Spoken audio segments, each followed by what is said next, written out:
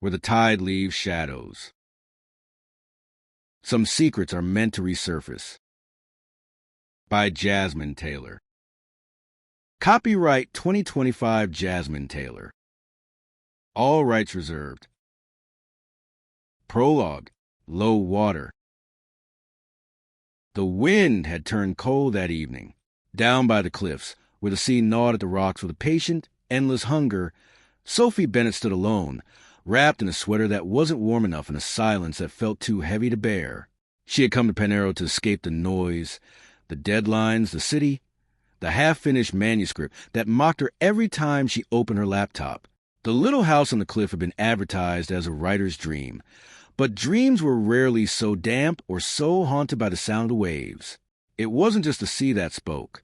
Sometimes, in the hours before dawn, Sophie thought she heard something else. Footsteps above the wind, the faint scrape of a chair moving across the floor, the low murmur of a man's voice carried by the tide. The villagers had warned her, half in jest, that cliffside cottage had seen its share of ghosts. But the woman who had sold it to her, an elderly widow with trembling hands, had said only one thing before she left the keys on the table. If you hear him calling, don't answer. Sophie hadn't asked who he was.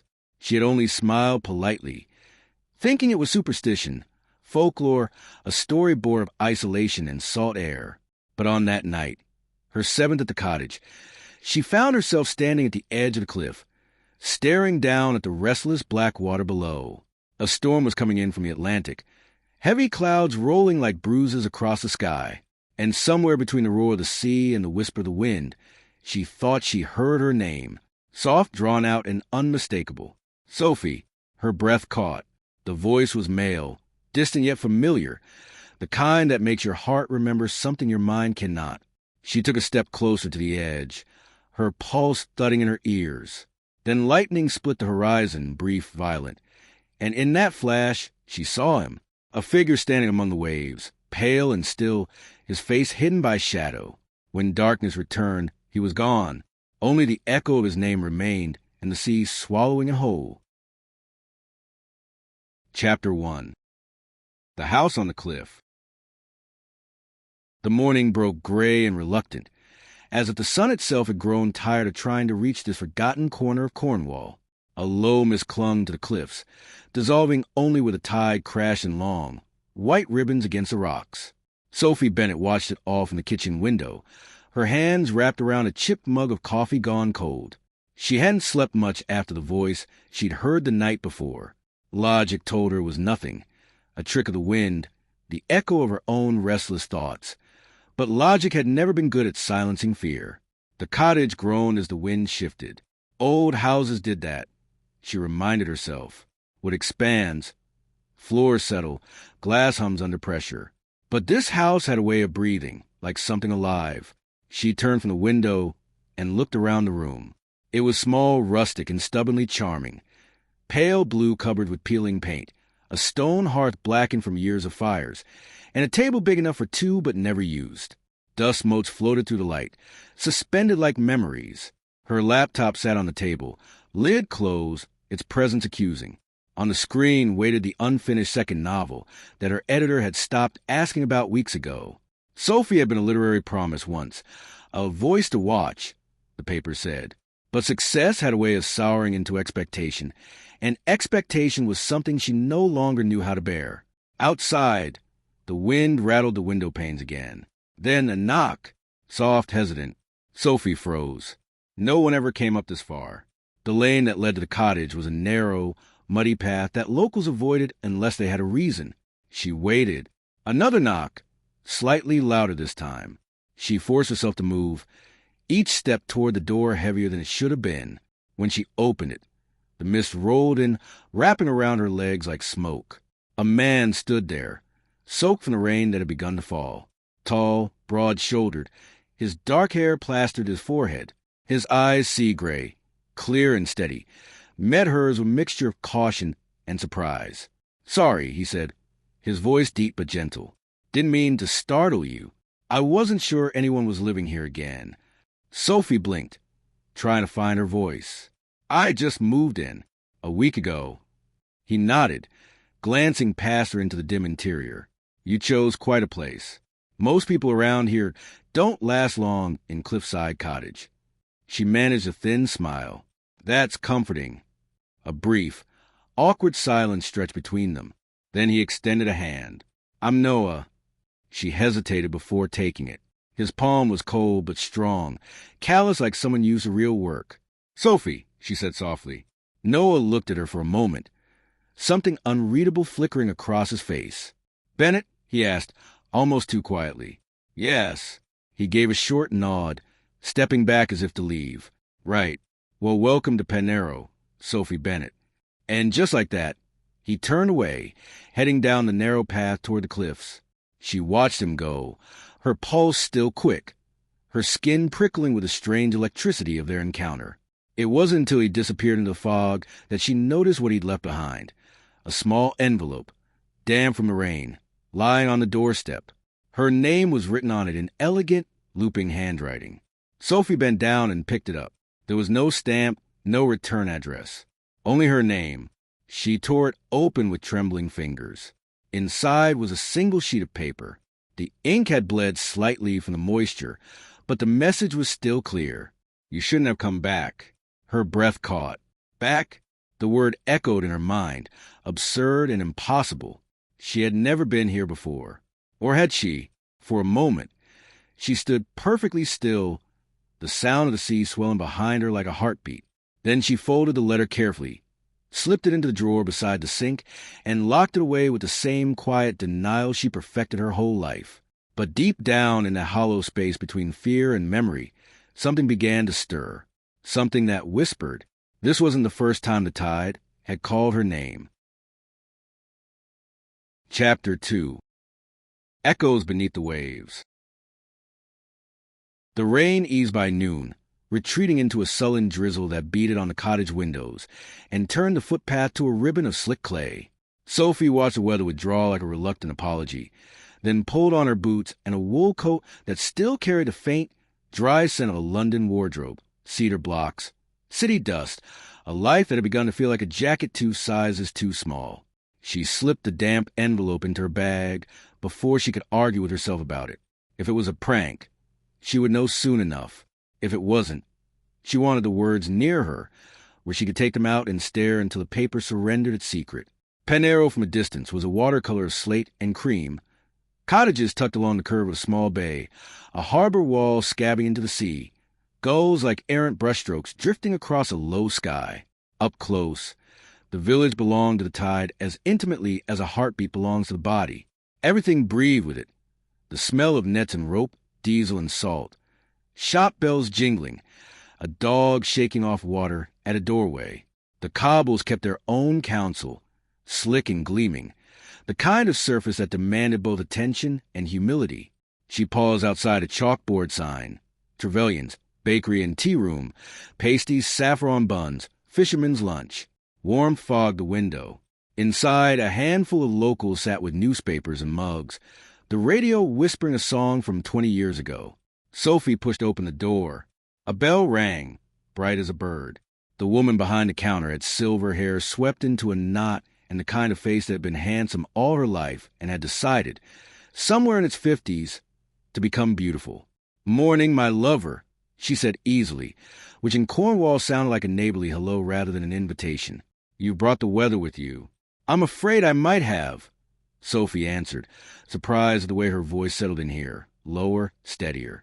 One coffee? And those buns. The saffron, the woman nodded, lifting one with tongs to a plate. Warm, if you don't mind waiting. I'm Meg, by the way. You're up at Cliffside, aren't you? The bell in Sophie's chest gave a small, traitorous peal. Is it that obvious?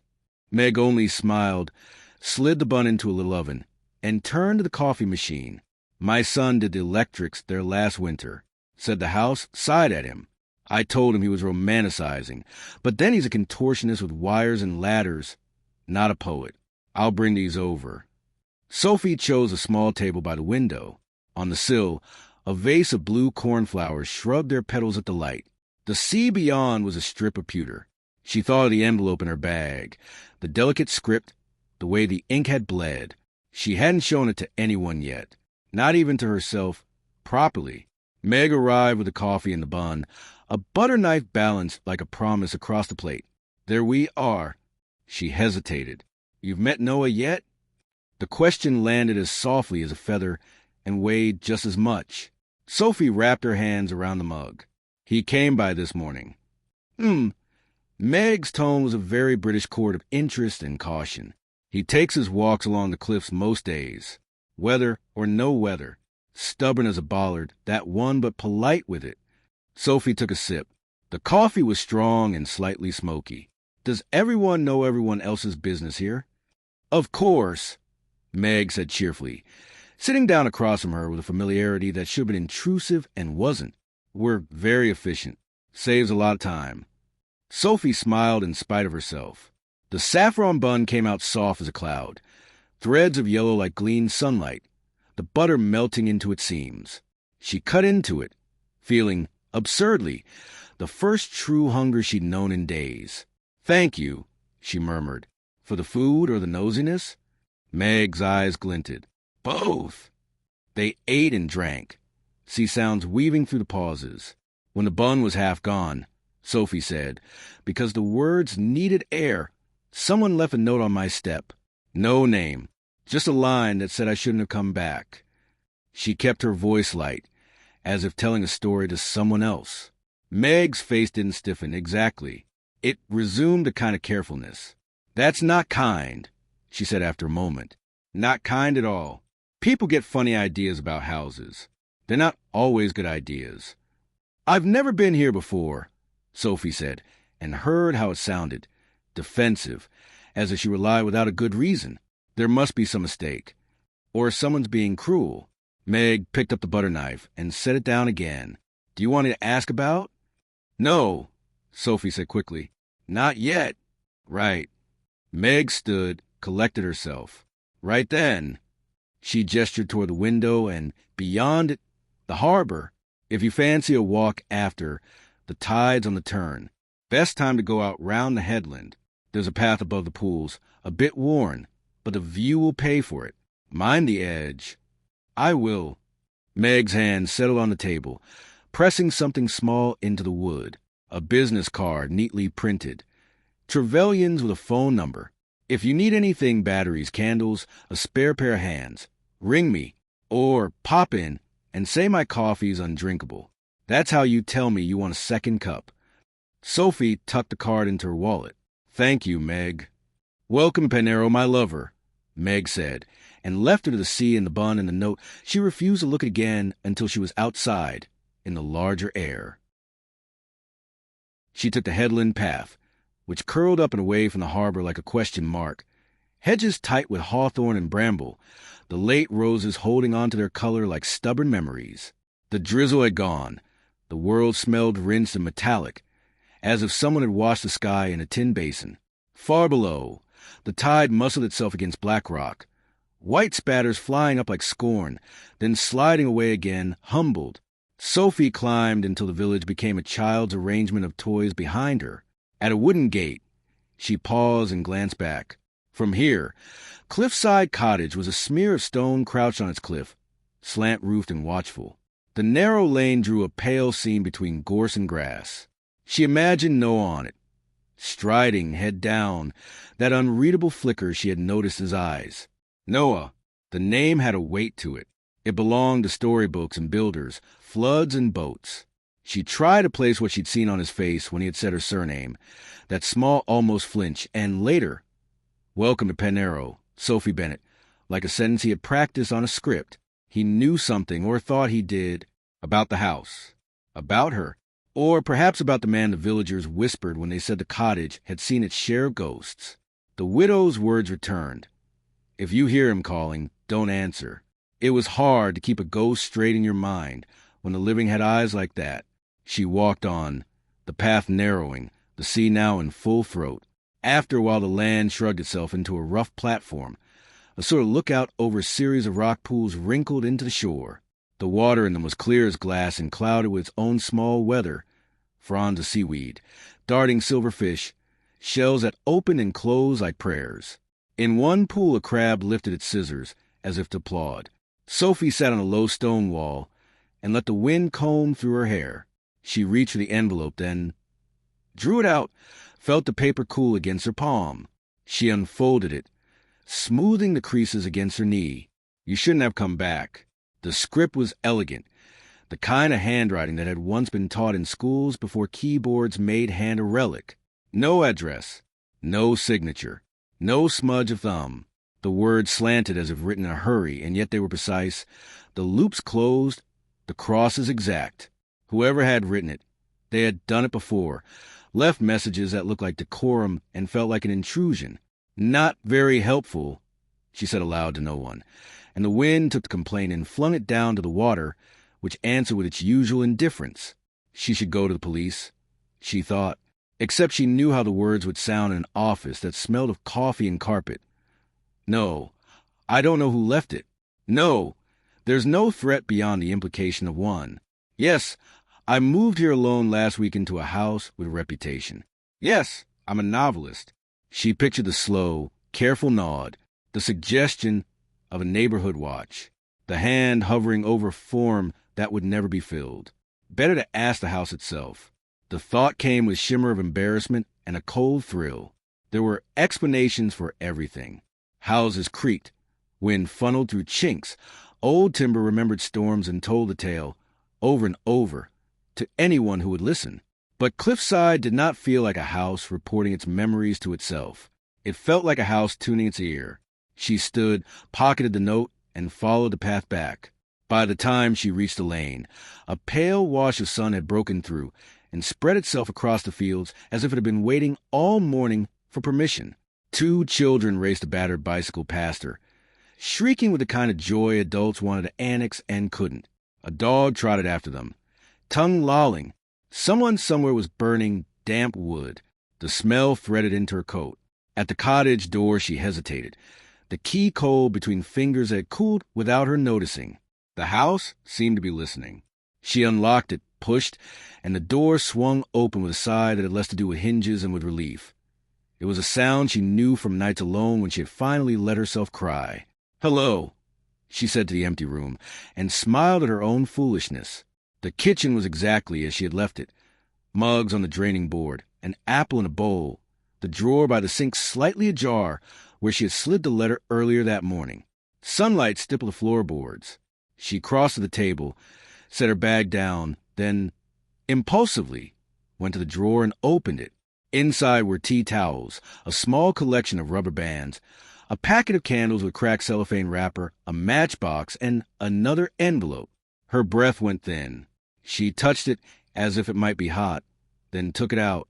The same paper, the same hand. No name on the front. Inside, a single card, thicker than the last, as if someone had thought hard about permanence. Some tides are stronger than your reasons. Don't let them take you. The house was quiet. Too quiet. Chapter 3. The Things a House Keeps. She leaned back against the counter and closed her eyes. When she looked again, the card hadn't changed. A small fleck of salt white had dried in the top right corner, like sea spume. It was ridiculous. It was theatrical. It made a little part of her, the part that wrote sentences when the rest of her slept, sit up and take dictation. Not helpful, she said again, but this time the annoyance was shading into fear. Sophie carried both notes to the table and laid them side by side. Through the window, the sea flashed a moment's silver. She reached for her phone, opened the camera, and took photographs. First of each note separately, then together, then close-ups of the handwriting. Evidence of a sort. Proof for herself later, when she would doubt what she had seen. She saved the images and then, because doubt was already a habit, she lifted the matchbox and struck a match. The sulfur flared. She held the flame near the second card, watching the light lick toward the corner. It smelled of the sea, but also of something else. She blew the match out before the soot could mark the edge. She hadn't come here to set fires just to reassure herself she existed. The knock on the door made her jump and nearly dropped the matchbox. She froze, waited. The second knock had more knuckle to it. 3 firm taps. She went to the door, her heart landing once, twice, 3 times against her ribs like a bird testing a cage. Noah stood on the step. No rain this time, only wind. His hair was still damp from the sea air, his face more open in daylight, and also, somehow, more guarded. He held a small parcel in brown paper tied with string, as if he'd stepped out of a world that still believed in scarcity and care.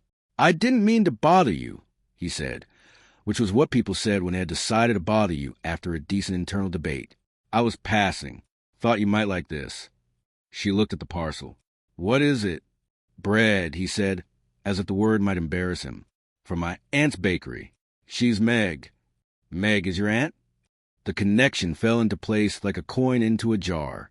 "She gave me a saffron bun. She'll feed you until you remember how to say no. Best to practice now." A ghost of humor in his voice. Then gone. He held out the parcel, and she took it, the warm surprising. His eyes went past her and into the cottage, not in a nosy way. Exactly. More like a man checking the weather beyond a doorway. "Do you want to come in?" Sophie heard herself ask before she could calculate the wisdom of it. He hesitated, then shook his head. "No, I won't. I don't stay long in there."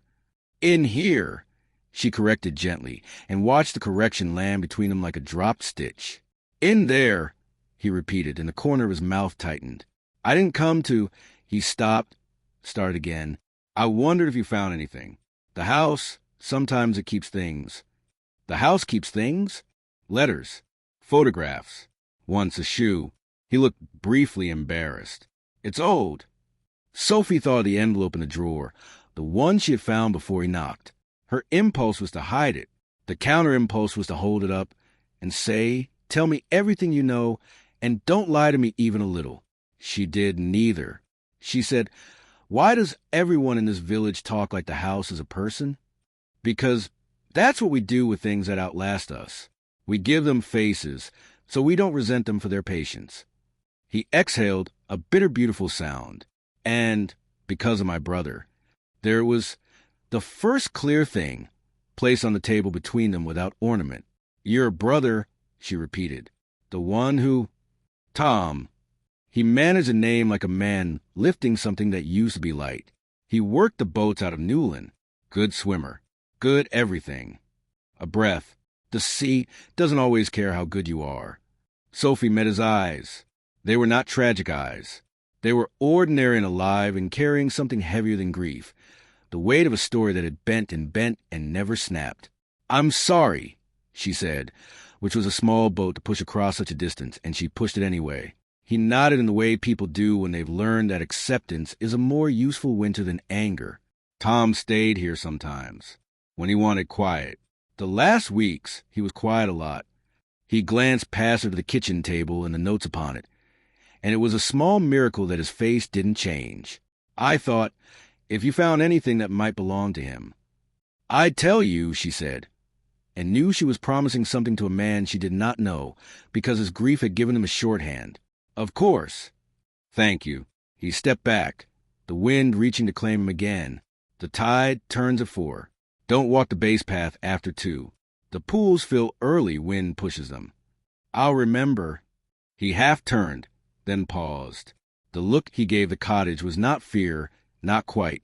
It contained a kind of reluctant tenderness, as if you could love a place that had hurt you and still come when it called. "If you hear him calling," he said, the words exactly as the widow had given them to her, "don't answer." "Who?" The question came out more sharply than she intended. Noah's mouth opened, then closed. "Just don't. Not at night." And then he was gone, back down the lane, the parcel lighter in her hands and the silence he left behind. Sophie made tea. She didn't want to slice the bread, which turned out to be seeded and excellent and forgiving. She ate because sometimes that's the only insurrection available to a person who can't rescue anyone. The notes lay on the table. Their ink calmer now that they had been read so many times. She reached for her laptop. It woke reluctantly, as if it, too, belonged to a village that didn't believe in hurrying. She opened a new document. The blank page regarded her, unblinking. For months she had been staring at pages like this, listening for a sentence that would justify all the sentences that came before it. None had arrived. Now, Uninvited came a line. Some houses keep their secrets in the walls. Ours keeps them by the sea, where the tide can rearrange the evidence and call it weather. She typed it, fingers warming to their task. The next line came not because she demanded it, but because the house did. The first note I found told me I shouldn't have come back. The second told me to beware the tide. Neither one had the courage to sign its name. She paused, glanced at the drawer, then at the door. Something in the rhythm of the afternoon had changed. It was so quiet she could hear the tick of the kitchen clock, and beneath it, a murmur, a low, continuous sea like something thinking in the next room. The sea, she told herself, and then stood because the sea had always been there, and this sound was new. The hallway was short, more a gesture than space, leading to the sitting room. Low ceiling, beams like the ribs of a whale, a fireplace with a rusted iron grate, 2 armchairs that had collapsed slightly into themselves as if tired of being chosen. Above the mantel hung a mirror, in a gilt frame tarnished to the color of old coins. It reflected the room in softened edges. When she stepped into view, her face startled her, sea burnished, a little wilder, as if someone had smudged the city from her like eyeliner. The murmur grew. It seemed to be coming from the far corner, where a narrow door crouched under the stairs. The sort of door you would forget was there unless you needed to hide. She crossed the room and put her hand against it. The wood was cool. The handle stuck for a second and then turned, the latch grumbling. Inside, a triangle of space broom, a bucket, a coil of rope, an old wax jacket, hanging like the promise of fishermen returning, the smell of old salt, and on the floor, a shallow tide line of damp as if water had crept in to test the dimensions and then left again, disappointed. The murmur became a whisper. She didn't hear words. She heard the idea of words. She crouched, fingers against the boards. The wood thrummed gently, the way a violin will hum sympathetically when a close note sounds. Sophie stood quickly, bumping her shoulder against the frame. She closed the door, too fast, and set her palm flat against it until her breath remembered how to behave. When she turned, the afternoon had faded another degree. The mirror caught her movement and returned it with that soft smudge. For a moment, no more, she saw a second figure behind her in the glass. Tall, the suggestion of a coat, the slant of a shoulder she recognized without knowing how. She swung around. The room was herself and furniture. "Enough," she said to the house, the way she had once said enough to a man who had loved her in a way that demanded a receipt. "Stop it." The house did not argue. The clock ticked. A gull laughed on the roof, greedy and indiscreet. Sophie returned to the kitchen, power of the laptop closed. She slid both notes into a plain white envelope and wrote on the front, Meg.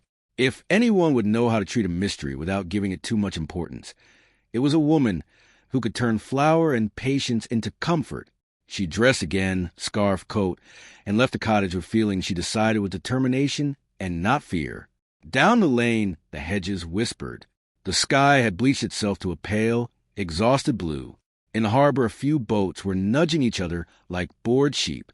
She was halfway to the tea room when she saw Noah again, across the square, talking to a man with a boatman's posture and a cap pulled low. Noah saw her, too. He lifted a hand in greeting that might also have been a warning. She paused, then changed course.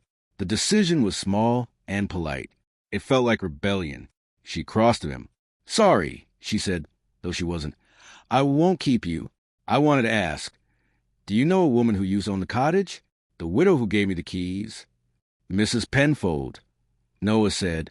"Agnes. Lives up past the church. Second lane to the right. She doesn't come down much. Stairs aren't kind. Would she talk to me? She'd talk to anyone. She'll tell you 4 versions of the same story, and then say the one she believes last." His mouth softened. "She's kind in her way." "Thank you." Sophie hesitated. "And Noah, if I find anything of Tom's, I'll bring it to you. I mean it." The man at his side turned slightly, studying her with bright, sea-bitten eyes. "You the writer?" he asked, as if he decided to test her claim. "Sometimes," Sophie said. "Ah," he said, as if that were the only honest answer. He nodded once. "Careful round that house." It remembers more than it should. Everyone keeps telling me that, she said. No one tells me what it remembers. That depends who's asking, the man replied, then touched the brim of his cap to Noah and wandered away, swallowed by the square like a gull slipping into a wave. Noah looked after him. That was Jory, he said. He fished with Tom. Now he fishes with no one. Sophie swallowed a comment about grief and boats and loyalty because it would come out like writing, and she didn't want to gild this conversation. I'm going to see Mrs. Penfold. Noah nodded. Don't stay past dusk. How dramatic you make it sound. I don't mean to. He didn't smile. She didn't either. They parted with a kind of care that felt dated and necessary. The church sat on a rise, graveyard sloping away behind it in an arrangement that suggested both tidiness and surrender. Agnes Penfold's cottage was the kind of place that had decided to fight Ivy by inviting it inside for tea. Sophie knocked. After a pause that suggested either reluctance or deafness, the door opened. Agnes Penfold? Sophie said, and then felt foolish, because who else would she be? I am, Agnes said, peering at her from a face like crumpled paper kept in a pocket too long. Who are you? Sophie Bennett. I've just taken Cliffside Cottage. Agnes blinked. The expression that crossed her features was not surprise so much as recognition that the future had kept its appointment. Oh, she said softly. Oh, I see. She opened the door wider. Come in, then, and mind the rug. It forgets itself. Inside smelled of lavender sachets and a clean that had been negotiated rather than enforced. Agnes moved with the careful decisiveness of the very old or the very wise. She gestured to a chair. Tea, please. They sat across a low table polished into memory by elbows and cups. Sophie handed over the envelope with the notes. Agnes didn't open it immediately. She laid it next to the teapot, as if it were another guest. You've been hearing things, Agnes said, not unkindly. Or you've been told to keep your ears shut. Both. Agnes nodded, a dry leaf of approval. The house has tides its own. Some come in with the sea. Some go out with it. When it keeps something, it's because it thinks you're the right pair of hands. The right pair of hands for what? To carry, Agnes said simply. Then, I knew your mother. The sentence landed like a wave in a quiet bay. No warning, a sudden lift. Sophie stared. My what? Your mother, Agnes repeated, as if this were a reasonable afternoon topic. Years ago. She came before you were born. Stayed a week, maybe a little more. She said she was thinking of buying, then changed her mind. I always thought the house changed its mind first. My mother was never... Sophie stopped, because she had been about to say never in Cornwall, and she could not know that. Her mother had had a life before Sophie practiced remembering it for her. Are you certain? Agnes poured tea as calmly as if they were discussing weather. Dark hair, laughed like a bell that had traveled. She stood on the cliff and sang. The house liked her. It doesn't like everyone. When it does, it gets possessive. Agnes lifted the envelope then, finally, slid the notes out and read them with a concentration that honored the ink. Ah, she said softly. I see the hand. He wrote neatly when he wanted to be believed. Who? Agnes folded the notes without answering. She put them back with a precision that felt ceremonial. When the tide leaves shadows, my dear, it tells you the shape of what just left, not what is coming. You mustn't mistake one for the other. Mrs. Penfold, Sophie said, her voice thinner than the china in her hand. Did you leave these notes? Agnes laughed, the sound startling and young in her old mouth. I don't creep about like a cat, child. If I have something to tell you, I'll set out 2 cups and use my own name. Her eyes gentled. Someone thinks he's doing you a kindness. Someone always does. Be careful of kind men with poor courage. The room dimmed a fraction as a cloud crossed the sun. Sophie felt suddenly, fiercely tired. Why did you tell me when you gave me the keys? If you hear him calling, don't answer. Because I'm not sure he wants you, Agnes said simply. I think he wants who came before, the ones the house kept for itself. If it's Tom you hear, tell him Agnes Penfold told you to go home and lay your name down. If he listens, I'll light a candle for him. If he doesn't, Keep your windows latched and your mind full of songs that aren't his. But if he's gone. Agnes's smile turned both sorrowful and practical. The sea has many ways of saying not yet. They finished their tea. The light turned toward evening. When Sophie stood to leave, Agnes pressed a small object into her hand. A brass key, old and oddly warm. "Cellar," she said. "They boarded it when they mended the floor. No sense in pretending holes aren't where we put things." Sophie tucked the key into her pocket like a borrowed heartbeat. She stepped back into the lane, the sky already losing its color. Downhill, the sea gathered itself in the night, a body turning in its sleep. She reached the cottage just ahead of dusk. The mirror in the sitting room held more of the room than before, the way mirrors do in evening, when they begin to believe their version is the true one. Sophie stood a moment, listening. The murmur under the stairs had faded. The clock observed her with steady seconds.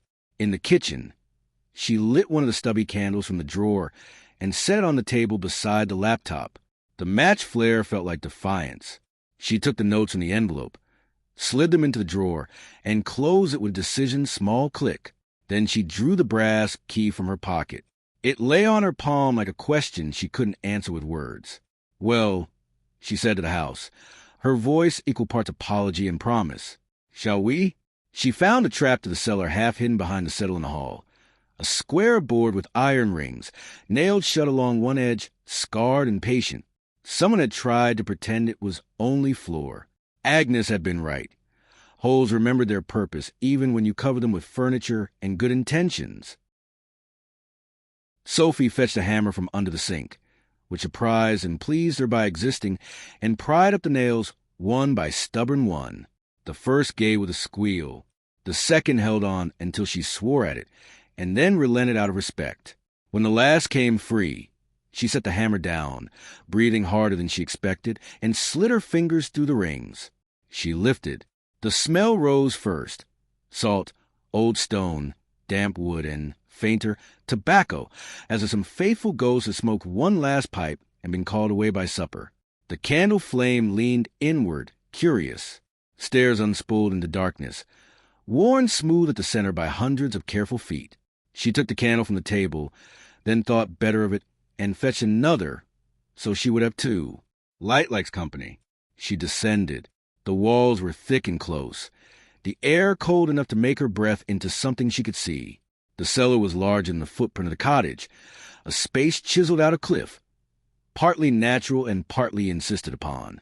Along one wall, shelves had been built and then repaired and then ignored. Bottles slept head to tail, mostly empty, dates scrawled on labels that had bled their ink into the paper like lessons. In the far corner, a trunk waited under a tarp. Sophie approached, the candles drawing small circles of gold ahead of her like currency. The lock on the trunk was rusted, but the brass key slid home as if returning to a conversation it had left mid-sentence. The click was quiet and deeply certain. She lifted the lid. Inside, the neatness first. A stack of oilskin-wrapped packets, a coil of rope, a folded sweater, a tin box decorated with a ship, a framed photograph face down. She set the candles on the trunk's lip, their flames cleaving the dark. She lifted the photograph and turned it over. A man stood on the harbor wall, wind lifting his hair, eyes narrowed to the sun. He was laughing, really laughing, with his head tipped as if the sky had told him a joke. Beside him, an older woman with a stern face that couldn't hide its pride. On the back, a single word in a familiar hand. Tom. Her heart made a small, painful movement. She set the photograph gently aside, then unwrapped the tin. Inside lay a folded map of the coastline, annotations crowded along the margins, currents marked with arrows, times penciled beside names. A quick, clever hand had drawn circles where the tide did something particular and then forgotten to warn the careless. In the bottom of the tin, under the map, a scrap of paper. "If you hear me, Agnes, don't be cross. I'll be home before the house remembers I was gone." Sophie closed the tin, because suddenly she wanted to cry and had decided, for the sake of her future self, that the cellar was not the place to do it. She reached for the oilskin packets next and chose the smallest. Inside was a ribbon of dark blue cloth, and wrapped within it a locket, not old, Not new. She clicked it open. No picture, only a press forget-me-not, and beneath it, a tiny scrap of typewritten paper with 2 words glued down. Blue hour. A sound drifted down the stairs. Not a voice. Not yet. A soft, deliberate footfall. Then another. Sophie lifted both candles, their flames trembling in their plates, and turned toward the steps. She could see the rectangle of the open hatch above, pale with kitchen light. She could see just shoes at the edge, boots salt-stained. The air shivered around her like something deciding. Then a familiar voice said, quiet and burnished, "Sophie, are you down there?" "Noah." She exhaled, energy sliding out of her like a held breath. "Yes," she called up, her voice steady enough. "I found the cellar." A pause. "I should have told you to leave that shut." "I'm a writer," she said, climbing. "We open doors." He stood at the top, silhouette backlit, the lines of his face drawn more cleanly by the dim. "Sometimes we shut them, too." "Not yet," she said, and stepped onto the kitchen floor, the candle flames bowing to the change in air. The scent of the cellar clung to her, the salt and the tobacco, and something else she could not yet name. She held up the photograph in the tin, the locket warm now from her palm. "I think these are Tom's." Noah took the photograph as if it were a bird that might startle and fly away. For a second, just a second, his face gentled into the look she had seen in the picture, that open, unguarded laugh waiting at the edges of his mouth. "Yes," he said, and the word held more than identification. "Yes." They stood like that, the sea counting out the silence for them. He reached, careful, toward the locket, not to take it, just to look. "Blue hour," he read aloud. He loved that, between day and night, said it made promises it didn't have to keep. Sophie felt the line write itself down her spine. Mrs. Penfold says the house keeps what it wants until someone's the right pair of hands. "And you?" Noah asked, eyes on the photograph. "Are you the right pair?" "I don't know," she said, "but I'm here." He nodded once, a small and private assent. Then his gaze flicked to the open hatch. The corner of his jaw tightened. "Close it for tonight," he said softly. "Please." "Because of Tom?" "Because of the tide," he said, and lifted the photograph into the light as if to measure it against the present. "Some things rise whether or not you tug at them."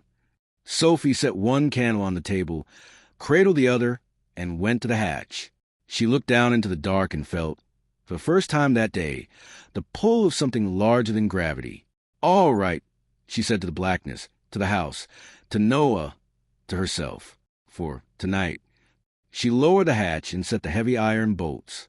The sound of them seating was too big for the room. In the quiet that followed, the first true night of Penarrow gathered itself at the windows, bringing with it the hum she had begun to think of as the sea thinking. Sophie stood with one hand on the wood and the other around the locket. Noah stood with Tom laughing on the harbor wall. Behind the glass, the tide turned as it always did, in different, ancient and full shadows. And somewhere not far a voice rode the wind, close enough to hear, far enough to belong to anyone. "Sophie." She did not answer. Not this time. Not yet. Chapter 4. The Blue Hour. The storm returned that night, though Sophie barely registered when it began. It was one of those tempests that didn't arrive with drama, but rather grew, seeping into the walls, the roof, the corners of one's mind, until it seemed the whole house was breathing to the rhythm of the wind. She sat at the table, the single candle still flickering beside her, the photograph of Tom lying between them like a fragile truth. The locket lay open next to it, its pressed forget-me-not curling slightly at the edges, as if remembering what it once was. Outside, the sea raged unseen. Inside, the house listened. Sophie had tried to write, but the words had refused her. Every line she typed seemed to belong to someone else's story, something too neat, too certain. Real stories, she was beginning to understand, rarely began with clarity. They began with a whisper, a feeling, a shadow where a shape should be. She closed a laptop and leaned back in a chair, listening to the rain move across the roof like a procession of small feet. It had been years since she'd allowed herself to sit still and do nothing. In London, stillness had meant failure. Here it felt like survival. The candle shivered. The house sighed. And then she heard it. Soft, deliberate, inside the house this time. A footstep on the upper floor. Sophie froze. The clock ticked once, twice. Another step followed. Slower now, more measured. Someone, or something, was walking above her. She rose silently, the chair legs barely whispering against the floor, and reached for the small iron poker from beside the hearth. It felt ridiculous in her hand, like a stage prop pretending to be a weapon, but she held it anyway and moved toward the stairs. Each step creaked in protest beneath her weight. The upper landing lay in half-darkness, the storm pressing itself against the windows. The bedroom door was ajar. Sophie hesitated, then pushed it open. Empty. The wind moaned through a gap in the window frame. The curtains lifted slightly, a ghostly breath escaping. The floor was bare except for the suitcase she had yet to unpack, and the bed she had slept in restlessly for a week. But as she turned to leave, something caught her eye. On the nightstand, where before there had been nothing, another envelope. She approached slowly, her pulse heavy in her ears. It was identical to the others. Off-white thick, the handwriting neat and slanted. Her name again. Just Sophie. She tore it open. The blue hour hides more than it shows. Stay inside when the light turns that color. Her breath caught.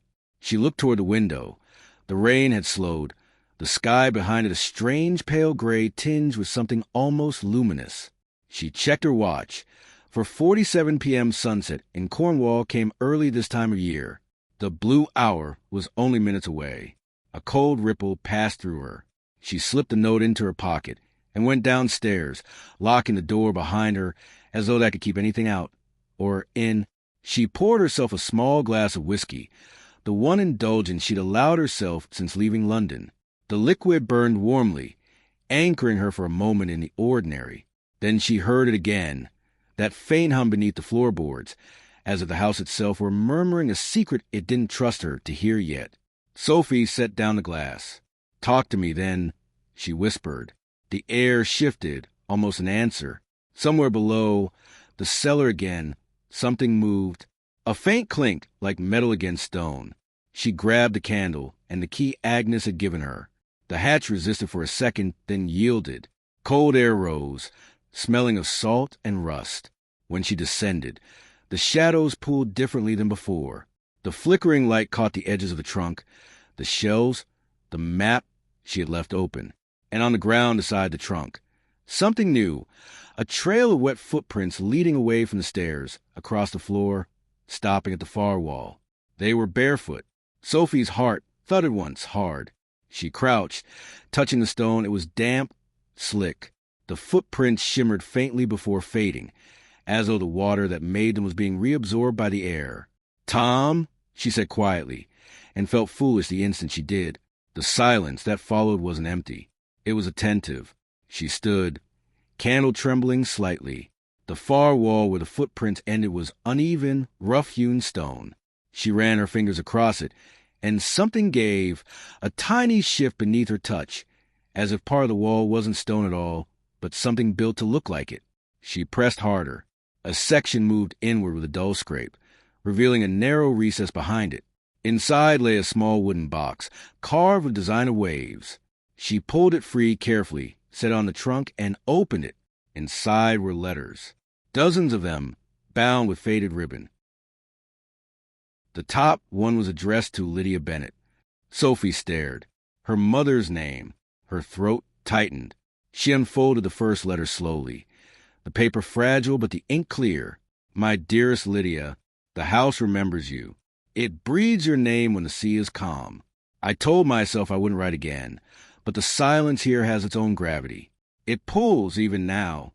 You left pieces of yourself in these walls. Songs, laughter, promises. I find them everywhere. I think the tide remembers them too. T." Sophie's hand trembled. "T. Tom." Her mother had known Noah's brother, known him well enough that he'd written her letters that she had never spoken of. Sophie read another. "Lydia, if the child ever finds her way here, tell her not to listen to the waves at night. The house is kind to some and cruel to others. It knows how to keep what it wants." She pressed a hand against her mouth, the weight of the revelation too sudden, too enormous. Her mother had been here. Agnes had been right. And Tom, Noah's brother, had written to her. Sophie folded the letters carefully back into box, her pulse echoing the storm outside. She felt the ground tilt beneath the certainty she'd built her life on. Her mother hadn't simply visited Panero. She had belonged to this place in some ways Sophie didn't yet understand. As she closed the box, a shadow shifted on the wall, her own, or so she thought, until it moved when she didn't. Sophie, her name, soft and near. She turned, the candle trembling in her hand. No one there.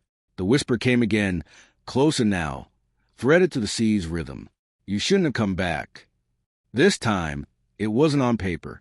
The candle flickered violently, the flame bending toward the ground, and in the sudden half-dark she saw it, just for an instant, reflected in the metal latch of the trunk, a face behind her shoulder, pale, wet, and smiling. She spun around, but the cellar was empty.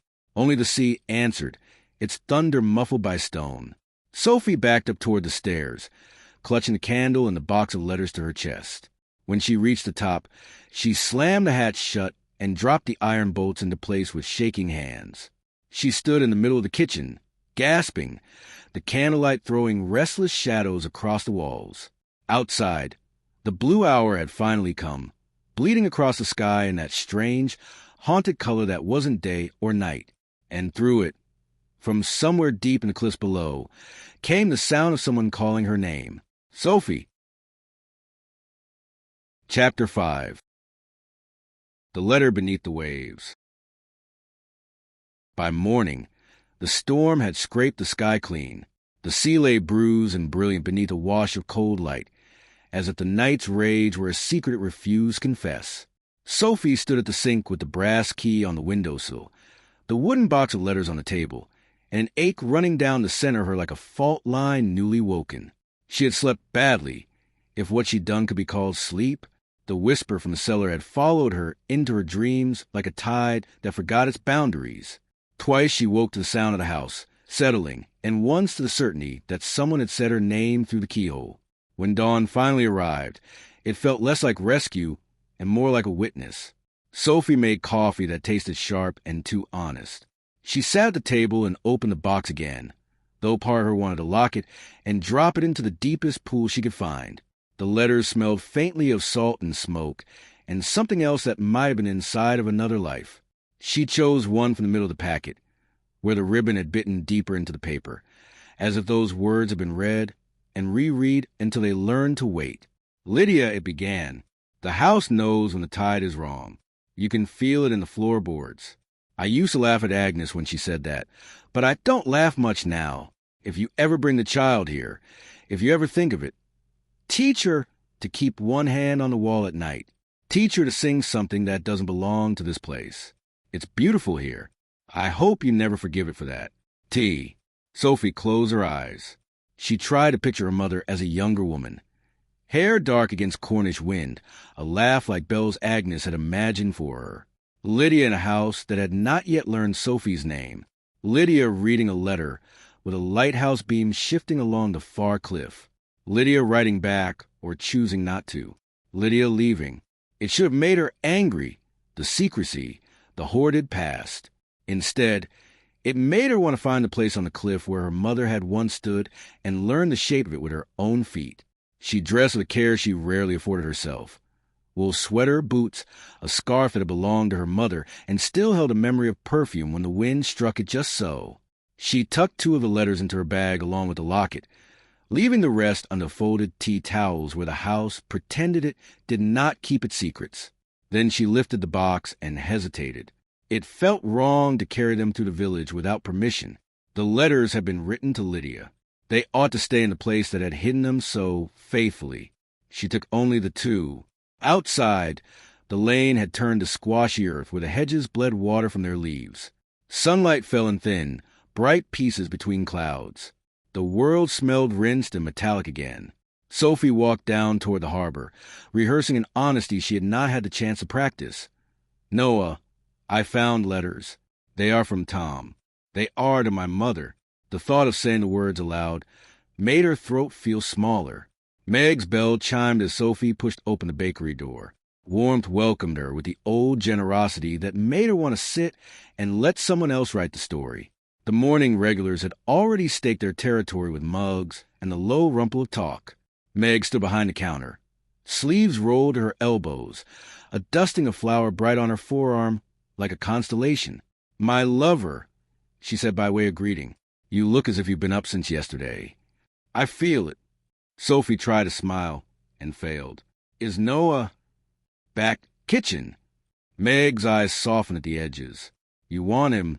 "Yes." The word surprised them both with its certainty. Meg untied her apron and flicked her chin toward a narrow door. "Mind the step. It and I are no longer on speaking terms." Sophie passed through into a small, steam suite room where the air was warm enough to fog her glasses if she'd worn any. A steel table stood at the center, bowls like moons along its edge, loaves on cooling racks breathing out their quiet bread weather. Noah stood with his sleeves pushed to his forearms, a scar she hadn't noticed before running like a pale stitch along one wrist. He was shaping dough with the methodical attention of a man who had learned to build order into his mornings or go mad. He looked up. For a moment his face did that flicker she'd already learned to read, the shift from guard to open and back again. "Sophie, I need to show you something."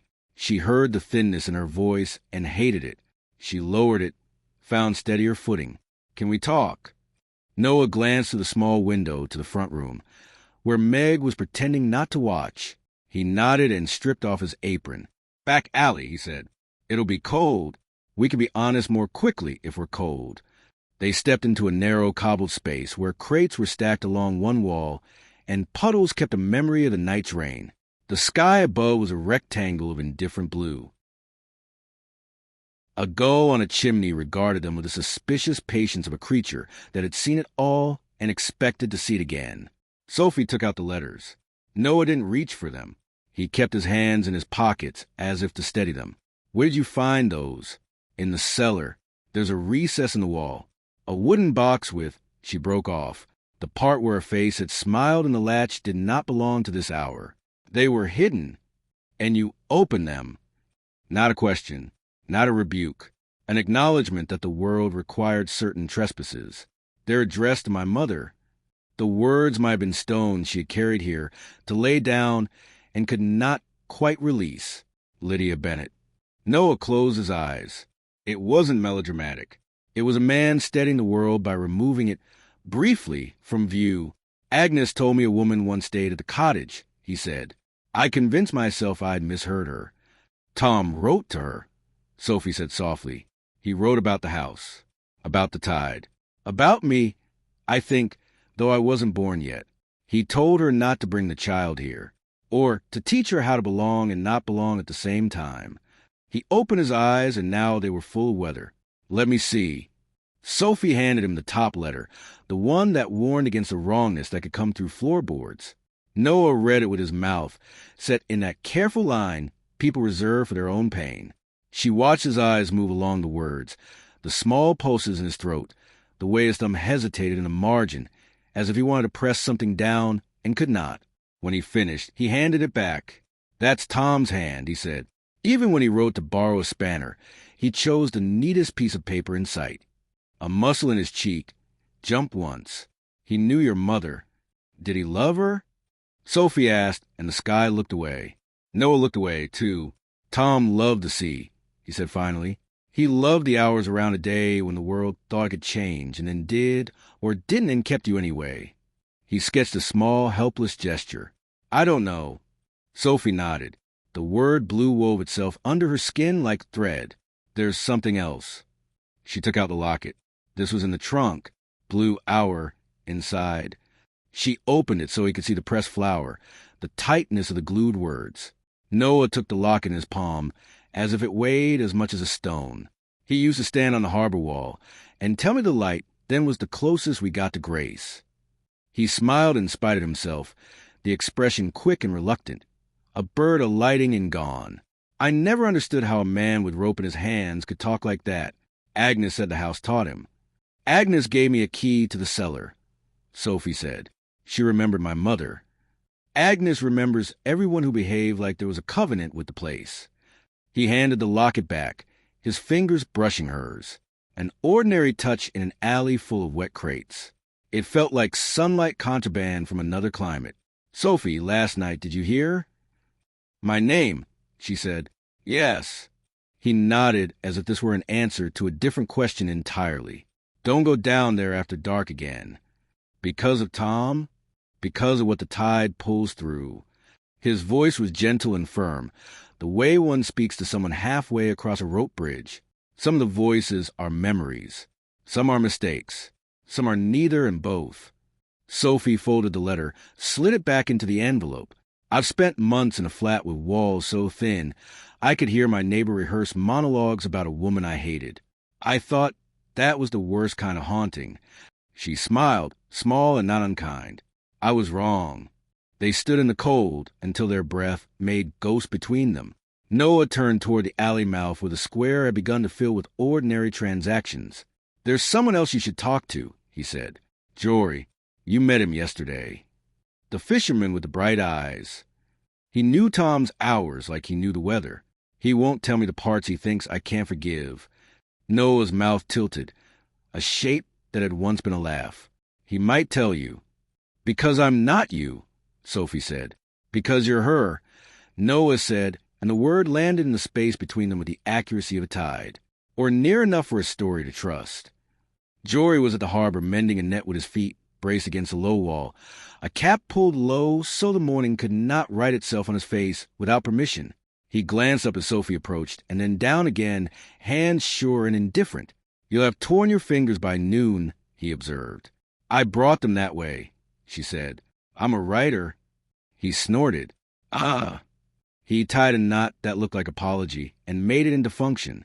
"What do you want to know that won't help you?" "The part you don't tell Noah." He kept working. "Noah and I are older than the truth we like. We keep to it. Helps us sleep. Tom wrote to my mother," she said gently. "He told her the house keeps what it wants." That sounds like Tom. Jory's hands kept moving. He could row a boat with the tide fighting him and still look like he'd had a revelation. He nodded toward the far end of the harbor, where the water picked its color from the sky. The night, he didn't come back. He went past the headland when he shouldn't. The wind had mischief in it. The light at St. Ewan was on the blink again. We told him to wait for morning. He said the blue hour was calm. He had business with it. Business? Sophie felt the word leave a bruise on her mouth. With what? Jory looked at her properly for the first time, his eyes bright and tired. "You ask like you want the answer to choose you. I wanted to stop choosing me without asking." He nodded once, approving of the grammar of her refusal. "There's a cove round the back of the cliffs. You can't get to it except at a tide that owes you a favor. Teenagers go drink there and write their initials like they invented salt. The rest of us leave it be. Tom used to sing there. He said the echo knew his name. After your mother left, he went there more. After he didn't come back, people said they heard him still. Some nights the house listens too hard." Sophie swallowed. The cove had the sound of a decision disguised as geography. "What does it want?" Jory's mouth thinned. "What we all want. To be kept. To keep. And the notes." Sophie asked, careful. "Someone left them for me?" "They've been left before." He rethreaded the twine with a patience that could have been kindness if it hadn't been fatigue. When Agnes's sister lived at the cottage, when the schoolmaster let it for the summer to a couple who lasted 3 days. Always the same hand, people say. "Whose?" Jory tied off the net and set it aside. He wiped his hands on a rag that had known better years. "If I tell you, you'll go to him, and then he'll look at me like I betrayed the version of him he prefers. Better you find him." "How?" "The headland path." He jerked his chin toward the line of cliff that went away from the village like a sentence the land had tried to change its mind about and couldn't. "There's a hut above the pools. He keeps an eye on the weather and our foolishness." "Name?" "Ben," Jory said. "He used to keep the light when the light wanted to keep her." Sophie thanked him. He nodded without pleasure and returned to the net. She walked along the harbor wall. The sea lay deceptively manageable, as if yesterday were a rumor. She passed Meg's window. Meg didn't wave, but later would say she had, and Sophie had been thinking too hard to see. At the end of the wall, the path tilted its head up toward the cliff. She followed. The climb demanded attendance. The wind came clean over the top, like the sentence after confession. The hut sat at the bend where the land had decided not to fall and built a small argument about it. It was a low stone structure with a window facing the horizon and a door that had decided to compromise with its hinges rather than win. Smoke twisted from the chimney the way a thought does when it discovers it is not done thinking. Sophie knocked. The door opened with the kind of care that might mean age or hope. The man who looked at her had a face like a map that had been folded too many times and kept anyway. His hair had gone the color of cliff grass in winter. His eyes were the washed-out blue of fishermen's shirts that had loved salt long enough to remember it without bitterness. He took her in with one brief, exact glance. "You must be Lydia," he said, and then frowned at himself. "No, you're not Lydia." "I'm her daughter," Sophie said. "Sophie." He nodded, as if ticking a box in a ledger only he could see. "Ben," he said, "come in if you like." He stepped aside. "Mind the tide in my kitchen. It comes under the door when it feels like checking on me." The hut smelled of peat and stew, and the discipline of someone who believed in tending small things, so larger ones would not abandon him. A kettle breathed on the hob. A table held a radio, a coil of line, and a small stack of notebooks with elastics cinched around them. Ben poured tea into a chipped mug and set it in front of her, then leaned against the counter with his arms folded, a posture that meant he would answer questions so long as she earned them. "I think you've written to me," Sophie said. No accusation. A statement offered up for weathering. "Ah!" Ben's mouth did something that might have been a smile if it had had more practice. "You found my manners. You wrote you shouldn't have come back, and about the blue hour." She reached into her bag and placed the notes on the table, the envelopes absorbing the hut's light. "Why?" "Because people remember the house wrong." He tapped one finger against the edge of the letter with a tenderness that had nothing to do with paper. They think it does things to them. Mostly it just asks very softly. And some of us have trouble with soft questions. "Tom," Sophie asked. "Tom," Ben agreed. "And your mother. And me. And others I could name and won't, because the seat doesn't like gossip." He studied her, without meanness. "You've got Lydia's way of standing like you're about to run, and also like running is beneath you.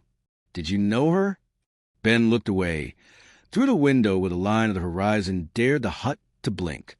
"I knew the house when it was young enough to pretend it was only stone. Lydia taught it to sing back when someone sang to it. Tom carried that on. Sometimes the sea keeps a chorus long after the choir has gone home." "Why warn me off?" Sophie asked. "Why tell me to stay inside at the blue hour?" "Because that's when the day thinks about ending and asks you what you meant." He shrugged, the gesture bare of poetry. "That's when people go out on cliffs and tell themselves they're only walking. That's when the tide believes anything is a path." "Did Tom go then?" Ben's jaw set. "Tom went when the house asked, and the sea said yes, and his brother said no. We don't always listen to the right voice when the light goes like that." He studied her for a long moment. "You hear him, don't you?" "My name in the wind," Sophie said. "And in the woods sometimes," Ben said softly. "The house carries it when the sea is tired." Sophie looked at the notebooks. Ben followed her gaze. "Tide logs," he said. "Weather. Boats. The foolishness of men who think being loved by a place is the same as being safe in it." He slid the top one free and opened it to a page with a date from 2 years ago. The ink was neat, unhurried. "Blue hour. Tom out past the headland. St. Ewan intermittent. Wind and E. House humming." Another line later, "Noah on the wall until 2. Jory at the bell. Miss like a lie." She touched the edge of the page. It was the closest she had come the moment the story had broken, and pretended not to. "Why didn't he come back?" she asked. Ben closed the notebook. "Because coming back is a decision, and some decisions are too heavy to lift." He cleared his throat, the movement old and practical. "I told Agnes to give you the key. She ignored me until she thought you were listening. You hid the letters," Sophie said. I returned them to a place that would keep them better than people do. He regarded her with equal parts apology and stubbornness. I posted the first one to Lydia after Tom left it where a wave could have from kindness taken it. She didn't write back. I wrote others to whoever the house would give them to. Sometimes the post is the wrong instrument. Sophie felt something in her given to the odd relief of sense. Noah thinks you betrayed him by writing to me. Noah thinks I betray him when I breathe. Ben's mouth softened. He lost what goodness believed was due him. That makes the rest of the world a suspect. He has been kind, Sophie said. He was built kind. That's why grief chose him. It likes carpenters. Ben gestured toward the door as if pointing meant blessing. You'll tell him about the letters? I already did, Sophie said. I only brought 2. The rest are... She searched for a word that would honor the place that had made hiding feel like care. Home. Ben nodded. Good. He tapped the blue hour note. And you'll stay inside when the light goes to that color? Sophie didn't answer at once. A streak of cloud crossed the window like a finger laid over a mouth.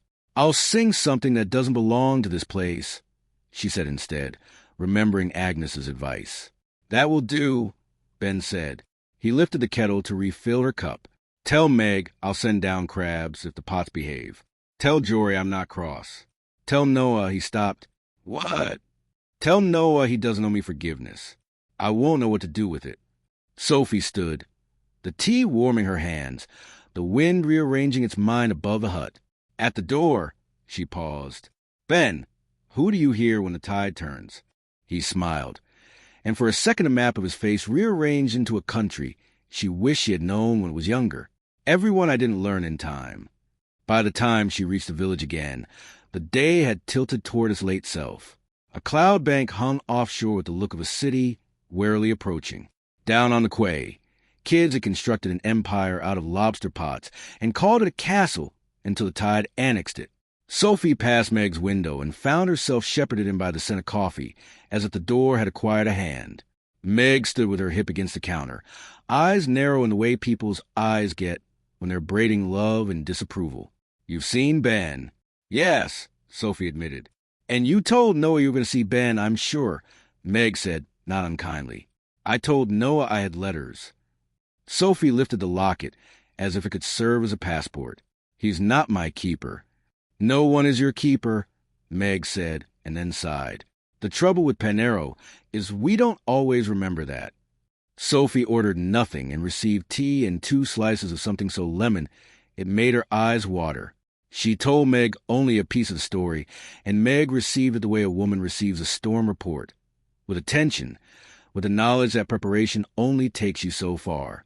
Mrs. Penfold said the house chooses hands, Sophie finished. I don't know if that's a comfort or a threat. Both, Meg said briskly. Like most family. She nudged the plate. Eat. If you faint on the path, I'll have to call Jory, and he'll tut about footwear, which I don't have the patience for. Sophie ate dutifully, and the lemon made a small, bright room in her chest. The day went on. The village rearranged itself toward evening. When she stepped back into the lane, the wind had shifted. She could smell something on it. Kelp, rain, a decision. She reached the cottage with a sense of arriving at a place that had been thinking about her. The kitchen was soft with late light, the mirror in the sitting room holding more shadow than before. She set the letters back under the tea towels, slid the locket into a shallow bowl where keys might live the cottage had permitted such modernity, and stood very still. A sound rose from the cellar, then, soft as an admission, not a voice, a chord, a low, resonant hum, like a stringed instrument tuned to the sea. It vibrated through the boards into the soles of her feet and upper bones until it found some place behind her breastbone that recognized it. Blue hour, Sophie said, though it was not yet. She looked at the window. The light hadn't turned. It held on to its clear, wan color, as if to illustrate the point that what you fear does not always keep a schedule. I'm not coming down, she said to the hatch. Her voice didn't tremble. Not now. The hum faded, or she convinced herself it did. She went about small tasks, washing a plate, folding a towel, pretending order was a barricade. When the light finally slid toward that impossible shade, neither day nor night, a color that allowed the world to mean two things at once. Sophie lit 2 candles and placed them on the table. She opened her laptop to the page she had fled. The cursor waited with its small, perverse patience. She began to type. Some evenings the house forgot itself and sang. The notes were deep and not for human voices.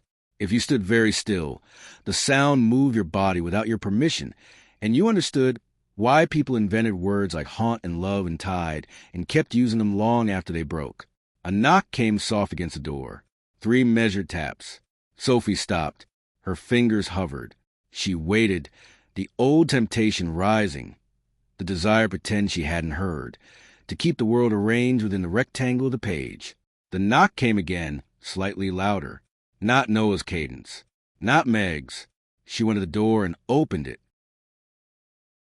Agnes Penfold stood on the step, small against the gathering color, wrapped in a coat that might have been a son's once. "I don't walk after 5, she announced without preamble. "But I made a promise to myself to do something mad before I die, and I chose this." "Come in," Sophie said, both moved and alarmed. "Agnes, you'll catch your death." "Already made his acquaintance," Agnes said breezily, stepping inside. He wasn't much impressed. She looked around with the satisfaction of a general inspecting a fort. "You've put the letters away." "Yes." "Good. Bring them here." Sophie fetched the box from its nest and set it on the table. Agnes pulled a chair with the proprietorial efficiency of a woman who had once hosted feasts on a single burner. She untied the ribbon and lifted out the top letter, then rifled gently until she found one with a fold that had been mended with a strip of linen tape. "This one," she said, handing it over. Sophie opened it. "Lydia," it read in Tom's neat hand. "If the blue hour belongs to anyone, it belongs to you. I tried to keep it for myself, and the house laughed. Bring her to the cliff when she is small enough to know the tide is a parent and not a god. Teach her the trick of counting waves without thinking of numbers. If you can't do that, keep her far. I mean it kindly." Sophie looked up. Heart too big for her. He wanted many things, Agnes said. "We all did, and most of them were specific and impossible." She tapped the paper. "Listen, you go to Ben for warnings. You go to Jory for the part men won't say about each other. You go to Meg to be forgiven for needing any of it. You come to me when you want the thing that happened, and not the thing we prefer to believe." "What happened?" Sophie whispered. Agnes folded her hands, one over the other, as if covering a small animal. "Your mother stood on the cliff with Tom and sang. She left. He stayed. He courted the blue hour until he mistook its attention for permission. One night, he went out when the light said not tonight. He didn't come back. The house had to choose then." Agnes's eyes lifted to meet Sophie's. They were not sentimental eyes. It chose to keep what could be kept, which is... Agnes reached across and closed the locket in Sophie's palm. "Names," she said simply. "Stories. The way a person stands when they're lying to themselves. The taste of a kiss that was nearly an argument. It kept Tom's laughter on the harbor wall. It kept Lydia's song. It kept your name, though it didn't have it yet. It kept the part of Noah that knows how to be kind when being kind is heavy." She exhaled. It sounded like forgiveness refusing to be rushed. "And now, perhaps, it keeps the letters until the right pair of hands knows what to do with them." "What do I do with them?" Sophie asked. "Give them to the person who will stop coming to the cliff at night, if he understands," Agnes said. "Or keep them until you know you won't throw them at someone like a weapon." Sophie thought of Noah in the alley with flour on his wrist, Ben's notebooks, Jory's bright, tired eyes, the sound of the house humming when it thought no one was listening. "I don't know yet." "Good." Agnes patted the table. "Not knowing is the best friend you'll have for a while. Don't be rude to it." The room had gone fully blue by then. The candles the only warm objects in a world that had decided to hover between decisions. Agnes stood with difficulty, waved away Sophie's hands, and walked to the door like a person who had negotiated successfully with her bones. On the threshold, she turned. "If he calls you," she said, "tell him I lit the candle, and he can go home by it if he wants. Tell him he doesn't have to be forgiven to leave. Tell him we're all tired. And if it's not Tom?" Sophie asked. Agnes looked at the house, and for a second her face was so young that time seemed rude. Then tell whoever it is that Sophie Bennett has work to do, and you'll speak in the morning. She smiled, small and fierce. The living must sometimes be impolite to the dead. When Agnes had gone, Sophie stood with her hand on the door for a long moment, the blue light cool on her skin. Far below, the sea turned over in its sleep. Somewhere, a gull cried the old joke again. Sophie set the bolts gently and returned to the table. She opened the laptop. The words came, not as surrender, but as assent. She wrote about a house that hummed when the day loosened. She wrote about voices that were not exactly voices, and letters hidden in stone. She wrote about a man who laughed like the sky had told him a joke he kept trying to remember, and a woman who taught a house to sing back. She wrote until the candles stubbed themselves down to nothing, and the room learned the names of its own dark. When she finally closed the laptop, the tide had turned. In the mirror over the mantel, the room held its breath.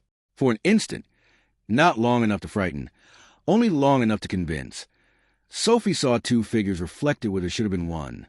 Herself, and someone at her shoulder, taller by the span of memory, patient as weather. She did not turn.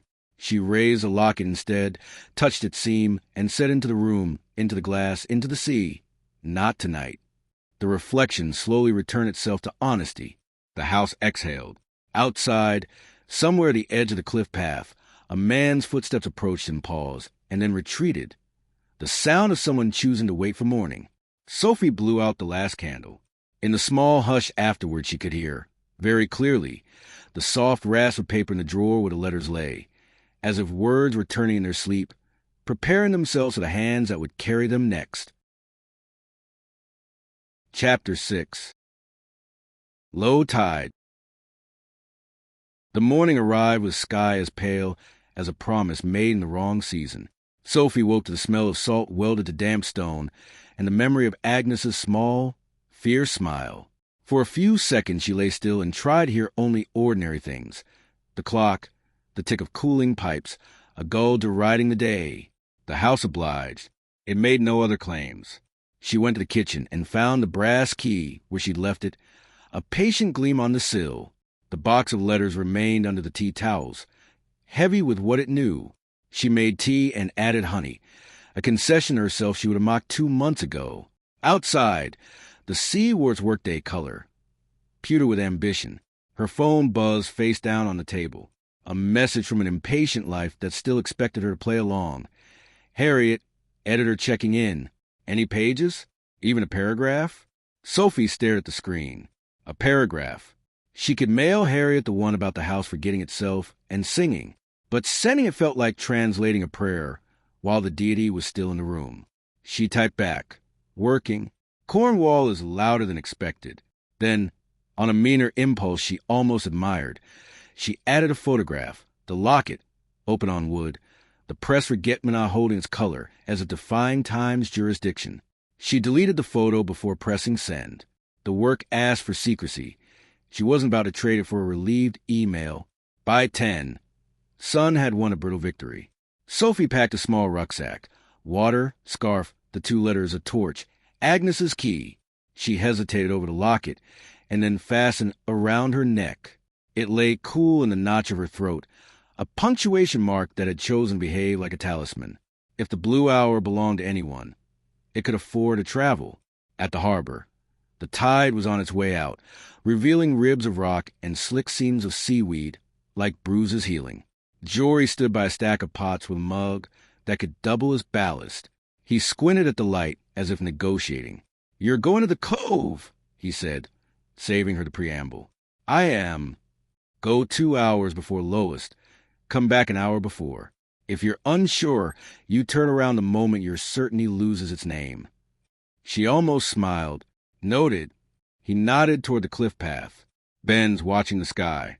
He'll ring if it sulks. Do you always assign yourselves as guardians, or is this just for me? For anyone who thinks the story is about them." He sipped, which is almost everyone. Sophie followed the path past a hut and the polite sign warning of erosion, which the cliff treated like a rumor. The air thinned to a salt-bright clarity that made her chest feel wider. At a fork notched with boot prints, She took the narrow spur that curved toward the back of the headland, a suggestion of a trail rather than a claim. Gorse scratched at her coat. The scent of coconut rose, sweet, incongruous, like a memory that waved from the wrong room. The descent was a series of grudging concessions. Stone steps chewed by weather, a rope fastened to iron rings that outlived the men who'd hammered them in.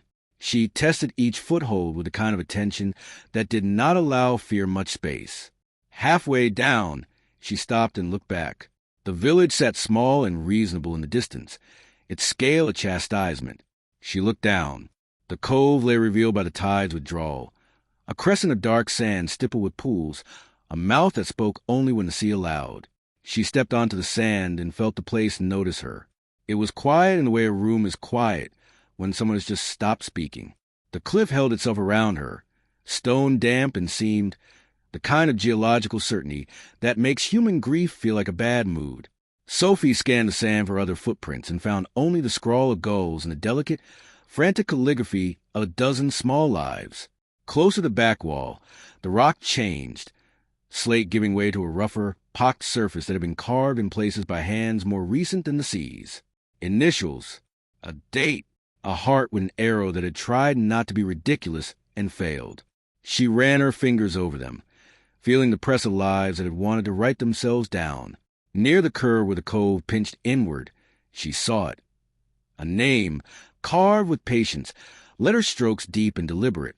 Lydia, not surrounded by a heart, not hidden, for letters arranged without apology. Sophie touched the L, the groove cold and precise. A bird called once, sharp in the blue. She felt suddenly that if she turned she would see her mother standing at the edge of the water, hair dark as the wet rock, mouth open on a note Sophie could not hear. She did not turn. She closed her eyes instead and let the thought be both true and not. When she opened them, she noticed a second carving lower down, half swallowed by a lap of sand, a T, then the curve of an O, then the T's and beginning of an M before the tide's hand had smudged it. Tom. The sea had been editing. "I'm here," she said to the names, not sure who she meant it for. The cove answered by offering her the small, unromantic work of noticing. A glint tucked at the base of the rock. A coin? She crouched and dug with her fingers until she freed a small metal object furred with salt. Not a coin. A key, thinner than Agnes's, with a head in the shape of a wave. She turned it in her palm. It felt like a story insisting on more chapters. She looked up. Above, to her left, the cliff made a narrow throat, a fissure that led into shadow. At its lip, a rusted iron ring had been set into stone and then forgotten. A length of frayed rope hung from it, ending just within reach at low tide, a tongue of weathered hemp. Someone had made a way up into that slit of dark. Someone taller, stronger, heedless. Sophie stared at the gap. The air that came from it was colder, threaded with a mineral hush that suggested a space beyond. A cave, perhaps. A room the sea visited and left wet footprints in. She tested the rope and found it held. She pulled herself up until her boots found new purchase, and then wriggled sideways into a narrow corridor of rock where her shoulders brushed damp walls and the smell was old and close. Her breath sounded borrowed. The space opened unexpectedly into a pocket, an oval larger than a pantry, lower than any room wanted to be. Light filtered in from a jagged aperture. Above, blue-green and judicious. The floor was a mosaic of damp sand and stone, and in the center, as formal as a table, a flat rock with metal tin upon it. She laughed then, soft, disbelieving. "All right," she said, because when the world arranged symbolism this carefully, the only proper response was to treat it like grace and not hubris. The tin was the color of small, useful things. She lifted the lid. Inside lay a few objects that had taught themselves not to rust. A compass with a cracked face, a stub of pencil wrapped in twine, a little waterproof notebook, and a folded sheet of paper smoother than the others, as if it had been read with a hand rather than eyes.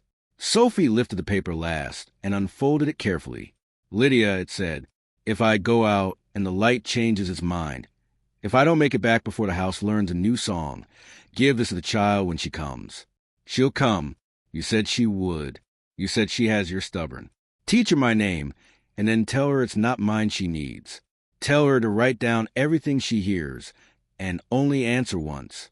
Tell her to give Noah the map if she trusts him, and I hope she does. Tell her to keep the blue hour for herself.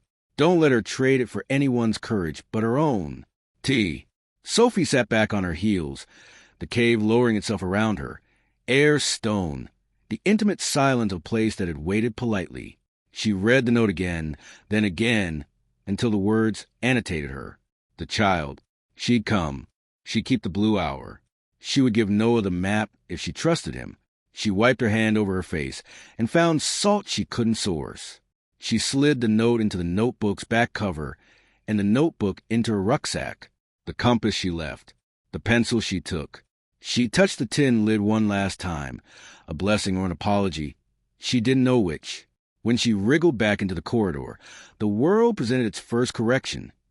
The light at the end of the slit had shifted several degrees toward hunger. She checked her watch. Too long. Not catastrophically. She moved quickly, lowering herself to the rope, boots searching for the rock's remembered ledges, and dropped the last foot into the cove with a graceless thud that felt like belonging. The tide had advanced enough to alter the cove's grammar. Pools swelled. The sand under her boots took on that treacherous spring like cake before it collapses. She jogged toward the steps, breath sawing, the names Lydia and Tom at her back like a benediction that also knew how to scold. By the time she reached the first ring, the sea had discovered her footprints and set about revising them. She climbed with impatience she disguised as care. At the lip she looked back. In the blue-green distance of the cave mouth, she saw nothing, no movement, no figure. She didn't wait to correct her vision. Up the last run, over the edge, onto the path where the wind treated her like a returning letter. At the hut, Ben stood in the doorway as if he had grown there. He held a bell rope in his hand, but hadn't pulled it. "You watched," Sophie said, breathless. "I'm old enough to know how not to blink when the world chooses a favorite." He studied her face with an accuracy that refused to be nosy. Well, she slipped the notebook from her pack and showed him the note folded at the back. Ben touched the edge as if the correct thing to do with sacred objects is to fail to possess them. He didn't read over her shoulder. He nodded once. "Tom was a show-off," he said softly, even when he was being tender. "It'll save your life that he wrote for the person you are and not the person he hoped you'd be. Do I give Noah the map?" Sophie asked. Ben's mouth roughed up its idea of a smile. "You will if you trust him." "I think I do." "Then you do." She hesitated. "Ben, did you write the notes because you thought I would come?" "I wrote them because I didn't know who would and wanted the house to recognize itself when it said yes." He stepped back, ceding her the doorway view of the horizon. "Go on, before the day changes its mind again." Noah was at Meg's, sleeves rolled and hands in a bowl of dough, as if building quiet by the pound. He saw her through the pass, and that flicker crossed his face again. Curiosity braced against its own hope. "I found something," she said, and heard the sentence gather the room around it. They sat in the alley, because apparently that was where truths like to arrive. Sophie set the notebook between them and slid out the folded map from the tin she discovered in the cellar the day before. The two artifacts felt like pages torn from a larger book and reunited. Noah opened the map and spread it on his knee. His breath changed a fraction. The annotations, currents, timings, circles, little stern warnings had Tom's exact hand and something else layered beneath. The practical tenderness of a man who wanted other people alive. "Where did you get this?" he asked, voice neat. "In the cellar. Yesterday. And this..."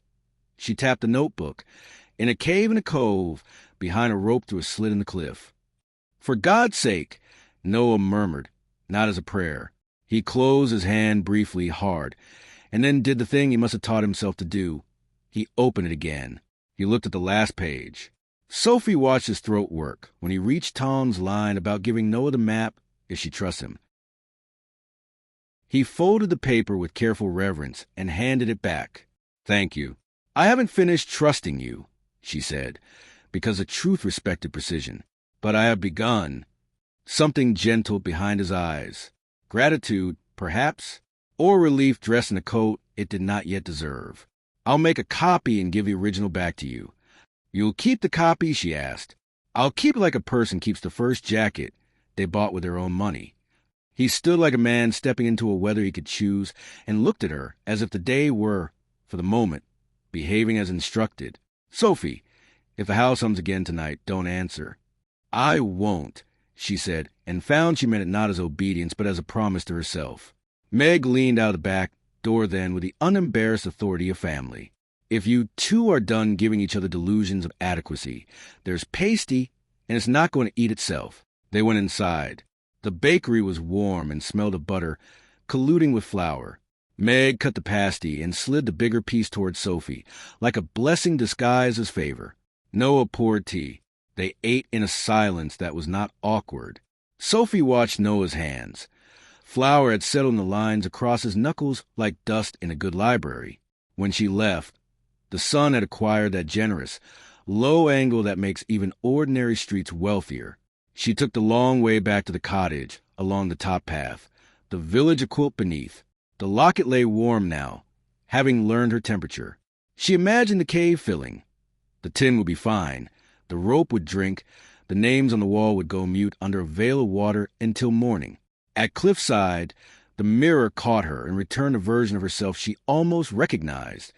Hair roughened by wind, mouth older, eyes alert. She set the notebook and map in the drawer under the tea towels, because some cliches exist to keep you safe. She lit the kettle and then, without instructing herself to do it, she sang one verse of a song her mother had sung while ironing, not a folk song, something from the radio, too sweet by half. The house did not hum. It listened. When the light began inevitably to slide toward blue, she closed the windows carefully, latched them, and set 2 candles on the table. She opened the laptop. She wrote the cove into being. She wrote the slit in the cliff, the rope, the shape of her breath in a cave that had waited for her. She wrote the names in stone and the way the sea revives without asking, and the way love can be brave and also a terrible listener. After a while, a sound came, soft on the glass, 3 taps. Not the door this time. The window. She looked up. At the pane, blurred by the thickening color of the hour, lay a wet handprint. Not pressed hard, not angry. A human palm with fingers splayed, water running down like ink. Sophie stood. She crossed the room and laid her own palm against the cool glass, not over print but beside it. 2 hands, close and not touching. The house breathed around her, the sea considered. The voice came, as expected, a murmur of salt and something like amusement, and it used her name as if it had been practicing. "Sophie." She did not answer. She counted waves the way Tom had instructed Lydia to teach the child, not with numbers, but with the animal knowledge of rise, crest, fall. After the 7th, the handprint slid, thinned, and then was the window again. The blue deepened. The candles held their ground. Sophie returned to the table and to the page. The house hummed once, low and approving, like a teacher who has decided the lesson can continue. Far off, along the cliff, a bell sounded, bends, 3 times, then twice, then once. She imagined Noah hearing it, Jory hearing it, Meg looking up from the counter with a sigh she would deny. In the drawer, the letters shifted. A soft rasp, nothing more, preparing, perhaps, to say the next thing when the day turned. Sophie wrote until hungry. She ate bread. She washed the plate. She did not open the hatch. She did not answer the glass. She went to bed with the locket lying cool against her collarbone, and the honest fatigue of someone who had been chosen, and had chosen back. Before sleep took her, a thought rose clean and bright. Tomorrow, the police. Not to surrender the story, but to widen its edges. Not because she feared the living less than the dead, but because she had promised herself she would be impolite to both when the work required it. She slept. The house kept watch, which was not kindness and not unkindness, the everyday patience of stone. Far below in the cove, water filled the footprints and smoothed the names. The rope drank. The tin dreamed of hands. And outside the window, as the blue hour let go and the night took its honest color, someone's steps paused by the gate, then moved on. Not Noah's, not Jory's, not a stranger's either. A cadence the house knew well and would not name. The tide turned. The shadows arranged themselves. Morning made its appointment. Chapter 7. What the police call evidence.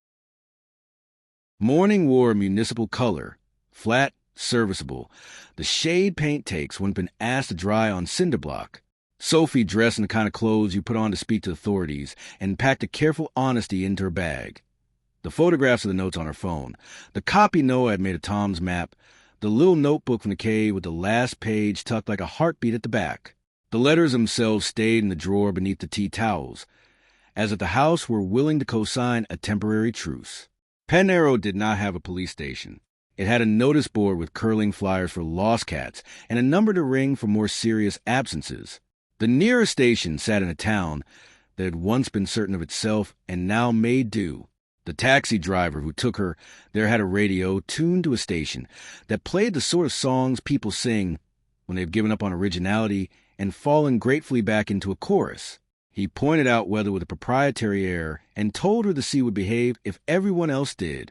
She liked him for his optimism and his refusal to include himself.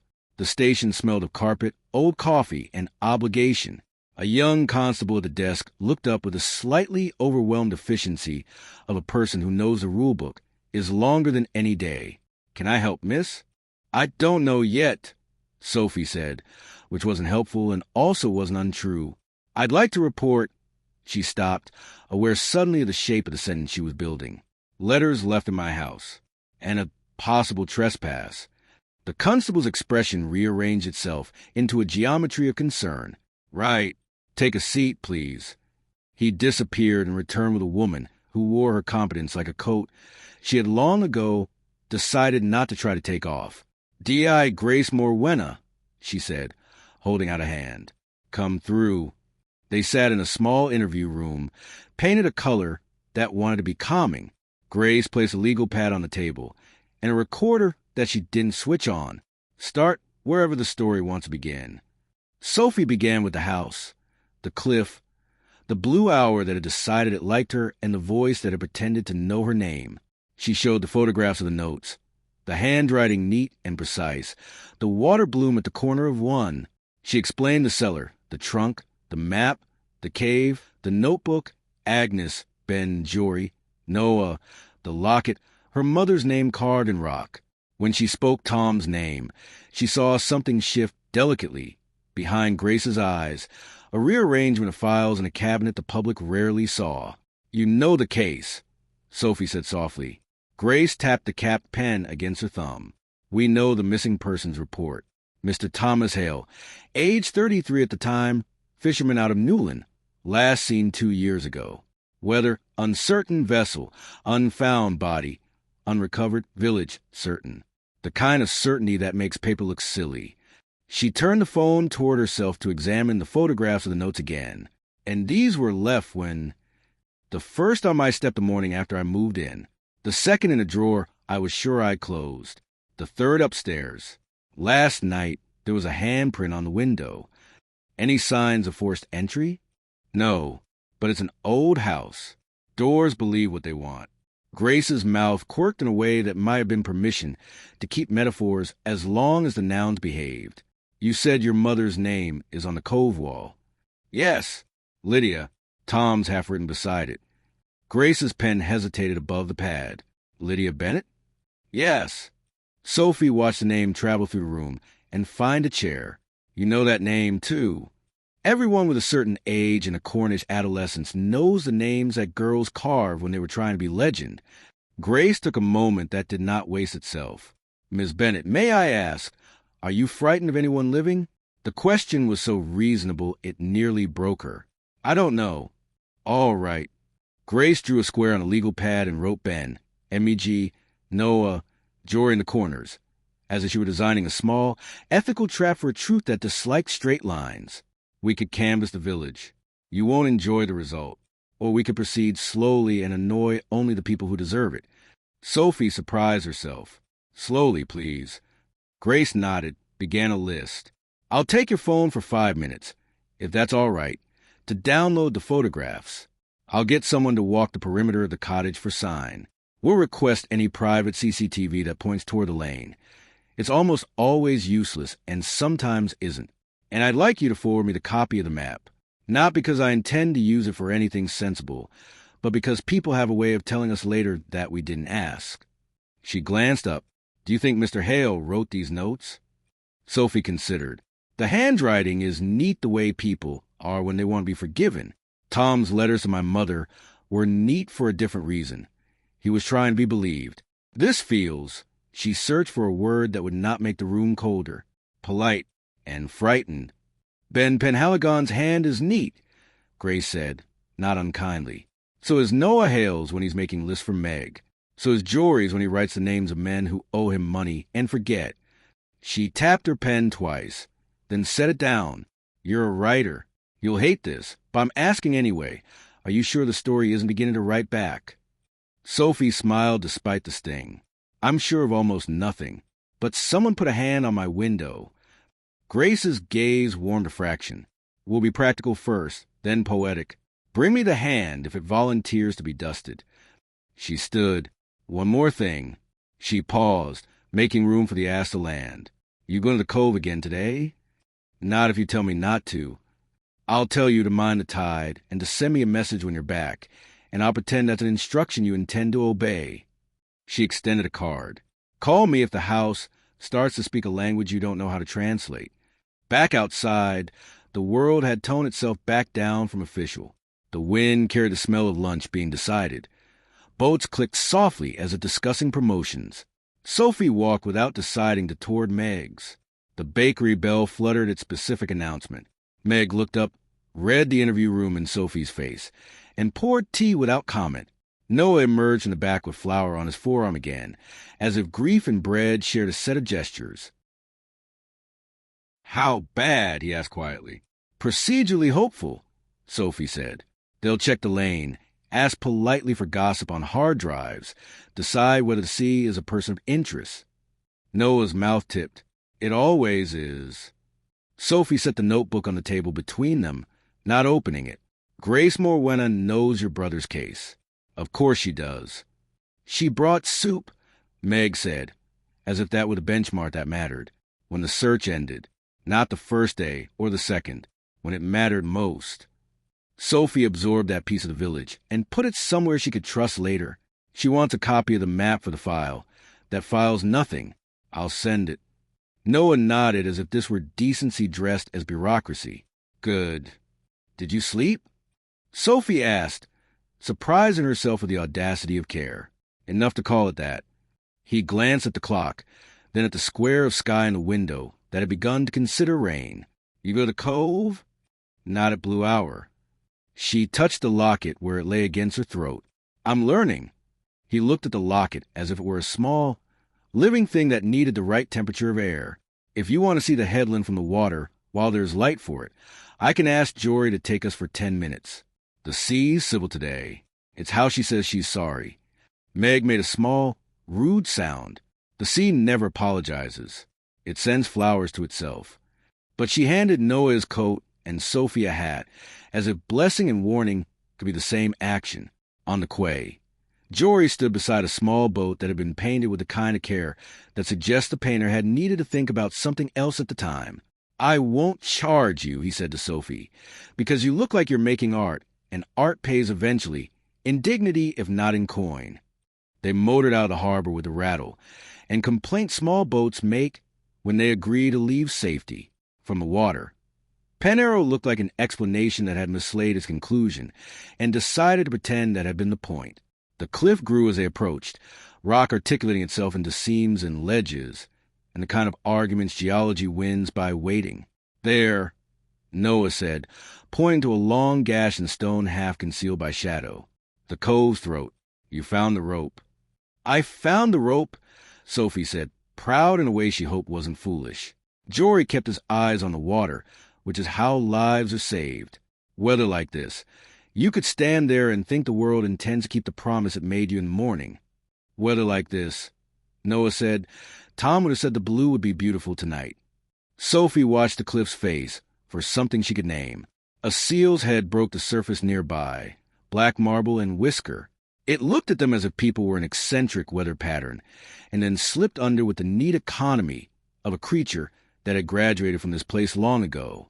I carved my name on that wall when I was 12, Noah said, surprising them both. Scratched it small so my mother wouldn't know. I used a pocket knife Tom told me I was too young for. He gave it to me anyway. His voice gentled. I went back the next year and couldn't find it. The sea had revised me. Did you carve it again? Sophie asked. He shook his head. I learned how to keep my name without stone. They turned back before the engine had a chance to doubt them. When they slid into the harbor, the bell on Ben's hut rang twice and then again, a pattern that, even as Sophie, had begun to acquire sentences. Back at the cottage, the light lay bright and thin. The mirror over the mantel had turned obliging again. Sophie set her bag on the table, the notebook on the mantel where the mirror could consider it, and poured water for tea. The house offered its usual opinionated silence. She exhaled. The absence of voices felt like a kind of success you don't tell anyone about. She opened a laptop, pulled up yesterday's pages, and read what she had written about the cave. The sentences held. She typed a line, and then stopped because a new line had appeared beneath it that she had not written. Some tides are stronger than your reasons. She stared. Her hands hovered over the keys, life suspended between heartbeat and breath. She had seen those words before. On the second note, the one from the drawer, she looked at the door. Locked. The window latches lowered. The hatch bolted. The room stood with the primness of a place expecting a visitor who was late. Sophie placed her fingers on the keys and typed, very carefully. Who are you? The cursor blinked, patient. Then 3 letters, slow, as if arriving from a great distance. Tom. She felt the world reduce itself to the size of a screen. She typed, Noah's brother? A pause. Then YES. Sophie closed the laptop.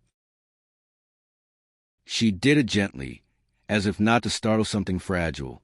She stood and listened with her whole body. The house did not hum. The sea, far below, arranged itself. Her pulse was a sound she could have learned to follow out of a forest. She breathed. She opened the laptop again. The sentence remained. The name remained. Nothing else had been added. She typed because retreating would be a habit, and she could not afford to practice it. What do you want? The cursor considered. Then, HOME. She typed, You're dead. The answer came slowly enough that she had time to regret the sentence, and then forgive herself for it. NOTYET. She felt anger then, not at the impossibility, but at the cruelty of the grammar wanting. No, she said aloud to the room, to the house, to the sea that had taken and not given. No. She shut the laptop and unplugged it from the wall, as if that would remove a filament the tide had found. She slid the computer into its sleeve, and then into the cupboard beneath the sink, an undignified refuge that pleased her. The knock at the door came while she was still crouched. 3 measure taps. She stood, breath landing hard, and opened it. Grace Morwenna stood there with wind in her hair, and a look that said she had talked herself out of being somewhere else and lost. We pulled CCTV from the lane by Meg's, she said, as if continuing a conversation they'd begun in a different weather. Most of it is gulls and a cat that has decided it owns you. But last night, just before Blue Hour, a man walked up this way and then back again. Wax jacket. Hood up. Height near enough to Noah's that we won't be able to tell until we annoy him by measuring. Noah was with Meg. Sophie said, certain and then less so. He brought bread. He warned me off the cellar. Then he left. I saw him later in the square. Grace nodded. Jory says he was on the quay tolerating teenagers. Ben rang his bell twice at 6, once at 7, the way he does when the weather wants respect. Meg says she saw your lights go on. The man on the camera never made it to your door. Or he did, and our camera misinterpreted the world again.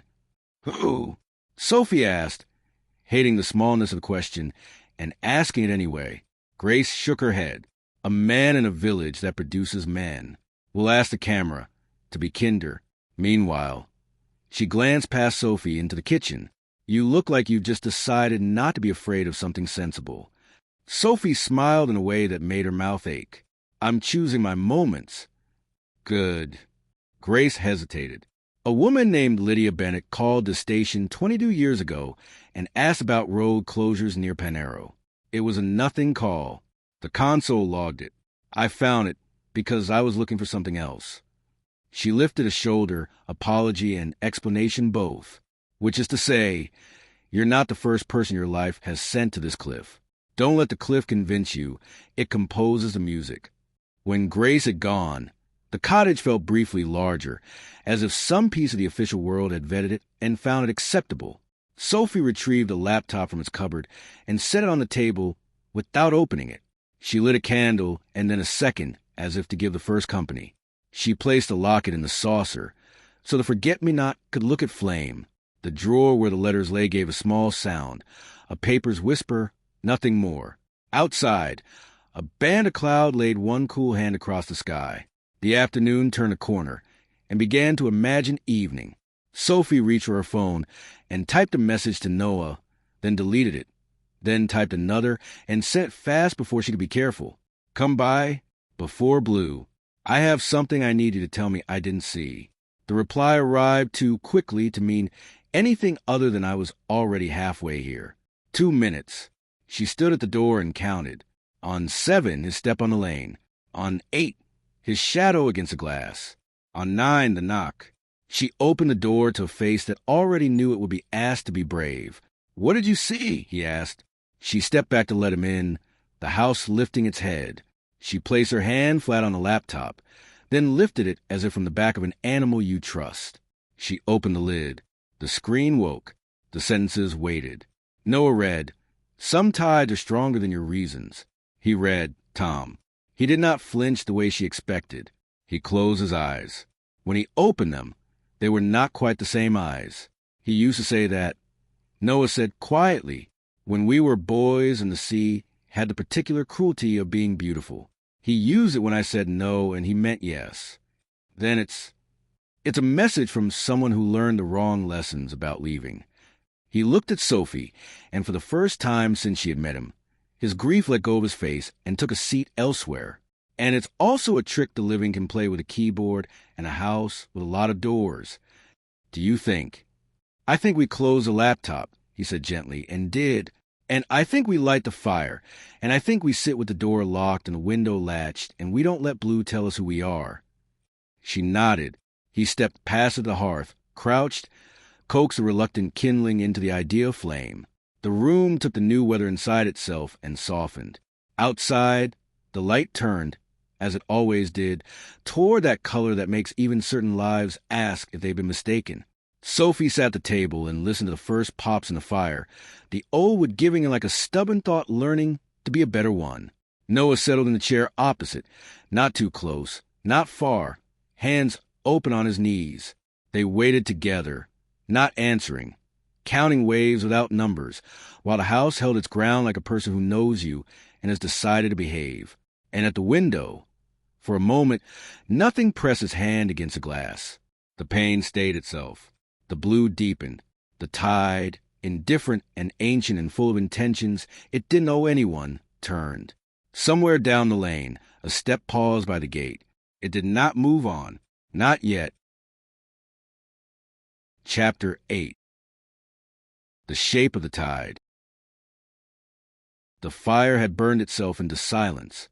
Ash whispered in the grate, collapsing in slow sighs, and the room carried a faint smell of salt and smoke that seemed to cling to everything in Penarrow. Noah had dozed in the armchair, his hand resting lightly on his knee, the kind of rest that only ever lasted until someone moved. Sophie sat opposite, watching the way the light from the embers painted him in strokes of copper and shadow. She'd promised herself she wouldn't stare. Promises, she was discovering, had short lives in houses like this. Outside, the wind had gone quiet, the kind of quiet that wasn't peace, but expectation. The tide was turning again. Sophie could feel it even without seeing the sea. It was there, beneath the cliff, moving the earth's pulse by instinct. The laptop sat closed on the table, the surface dull, innocent. The words "some tides are stronger than your reason" still lingered in her head, like something half-sung. She hadn't told Noah that part frightened her less than the fact that she typed back. The exchange had felt alive, intelligent, not random. Something, or someone had been waiting. A log cracked, startling her. Noah stirred. His eyes opened, blue-gray and heavy with the kind of awareness that never fully slept. "What time is it?" he murmured. Late, she said, or early, depending on your optimism. He smiled faintly. So we survived another blue hour. For now, he sat up, rubbed a hand through his hair, and looked at her. You should sleep. I don't think the house wants that. Then sleep for yourself, he said softly. Not for it. She wanted to tell him that she hadn't really slept since coming here, that every time she closed her eyes, she heard her name tangled in the wind or her mother's voice humming something she couldn't quite place. But the words stayed behind her teeth, heavy with superstition. Noah stood, stretched, and crossed the window. His reflection merged with the glass, a faint double shadow in the faint dawn light. The sea's calmer, he said. Ben was right. She apologizes in her own way. Sophie repeated. The sea's too temperamental to be anything else. Sophie smiled. You make her sound like a woman you once loved and still visit out of guilt. Maybe I do. He turned from the window, the corner of his mouth lifting. And maybe she still answers. He was teasing. But there was something behind his words, an old grief that had learned to sound like humor. Sophie recognized it instantly. They were both fluent in that language. She stood and went to refill the kettle. You can stay a bit longer if you want. Noah hesitated, then nodded. Tea, then, and honesty if you're offering both. She poured the water and waited. All right, she said. Honesty. He sat again, elbows on his knees, hands clasped loosely. When Tom disappeared, he began. People said it was an accident. Some said the current pulled him. Others said he went willingly. I don't know which version I hate more. Sophie said nothing. He used to talk about the house. Noah continued. About its mood, said it remembered things. I thought it was just the way he justified coming here instead of being home. After he didn't come back, I went through his things, found drawings of the cliffs, the caves, pages and pages of notes about the tide. He'd written phrases in the margins, voices of the wall, memory in the stones. I burned them all. I told myself it was mercy. Why? She asked quietly. Because I thought the sea had taken him, and I couldn't bear the idea it had kept more. The kettle clicked off. Sophie poured 2 mugs and brought one to him. And now, he looked into the fire's last glow. Now I'm not sure anything stays gone here, not even the living. They sat for a while in companionable silence, the kind that felt earned. Finally, Sophie said, Noah, the note on my laptop, those words. Some tide are stronger than your reasons. You said he used to say that. Do you think he... No, he interrupted gently. Not in any way that makes sense. The dead don't type. But I think the things they leave behind, houses, objects, us, they echo. Maybe that's all haunting is, memory looking for new language. She thought about that, about the house listening, about her mother's name carved in the rock beside Tom's. If that's true, she said softly, then maybe the house isn't haunted. Maybe it's trying to finish a sentence. Noah looked at her, eyes dark in the half-light. Maybe that's what we're all trying to do. The following afternoon, the world pretended to be ordinary again. Sophie walked into the village with her notebook under her arm and a locket tucked safely beneath her sweater. The tide was out, leaving the harbor half empty and smelling of salt and iron. Boats leaned on their sides like sleeping beasts. Meg waved from the bakery doorway, flower on her cheek. You look less haunted, Meg said as Sophie approached. Must be the company. Or the insomnia, Sophie said. Meg laughed. Same thing in this place. Tea. Always. Inside, the warmth felt like civilization.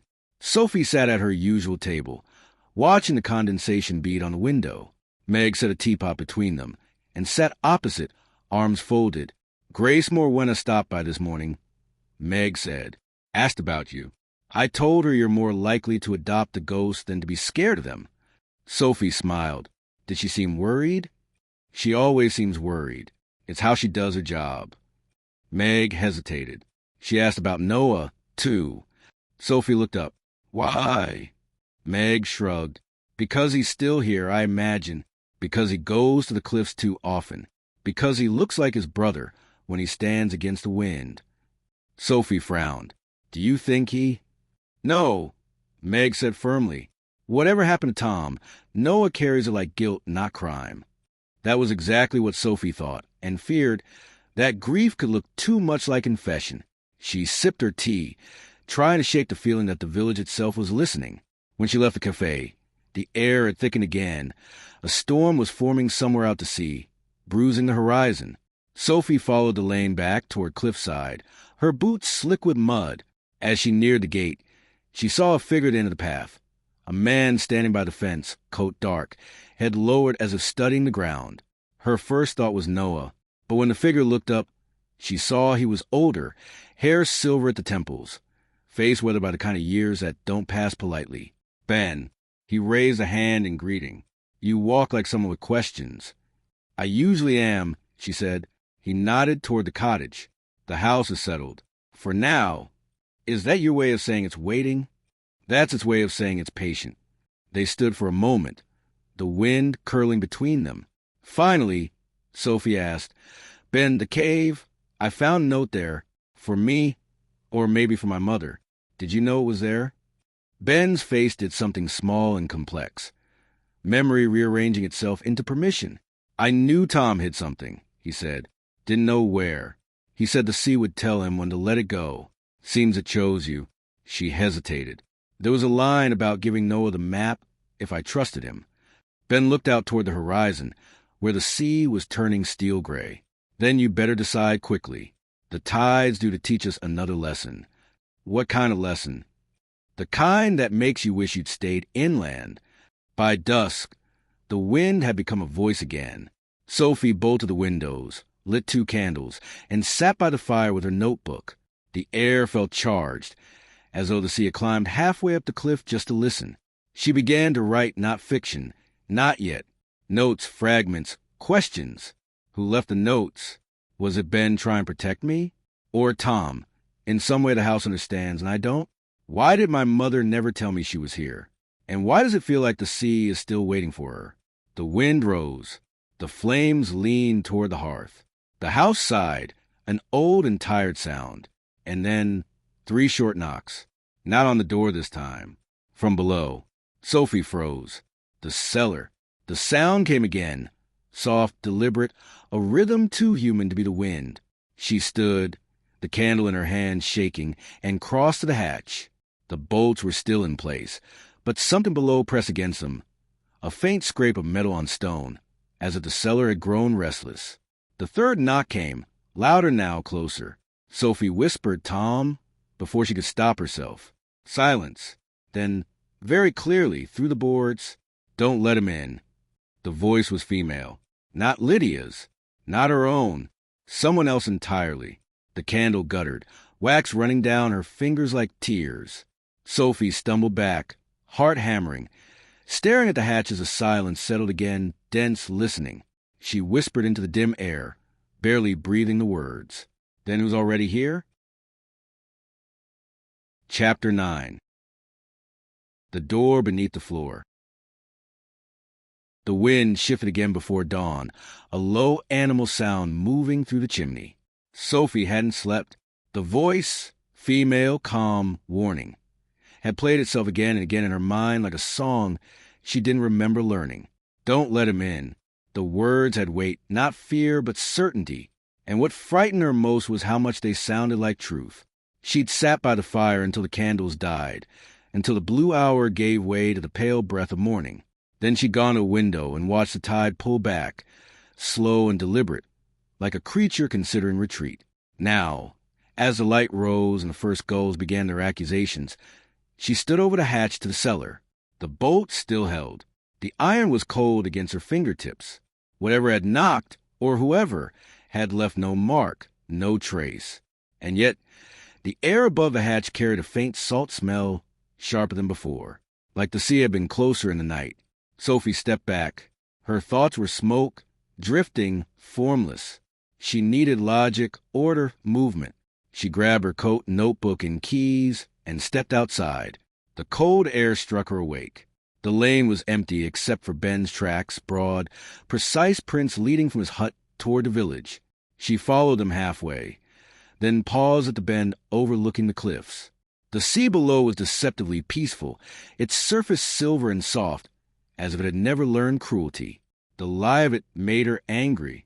She walked faster. By the time she reached the harbor, the village was stirring.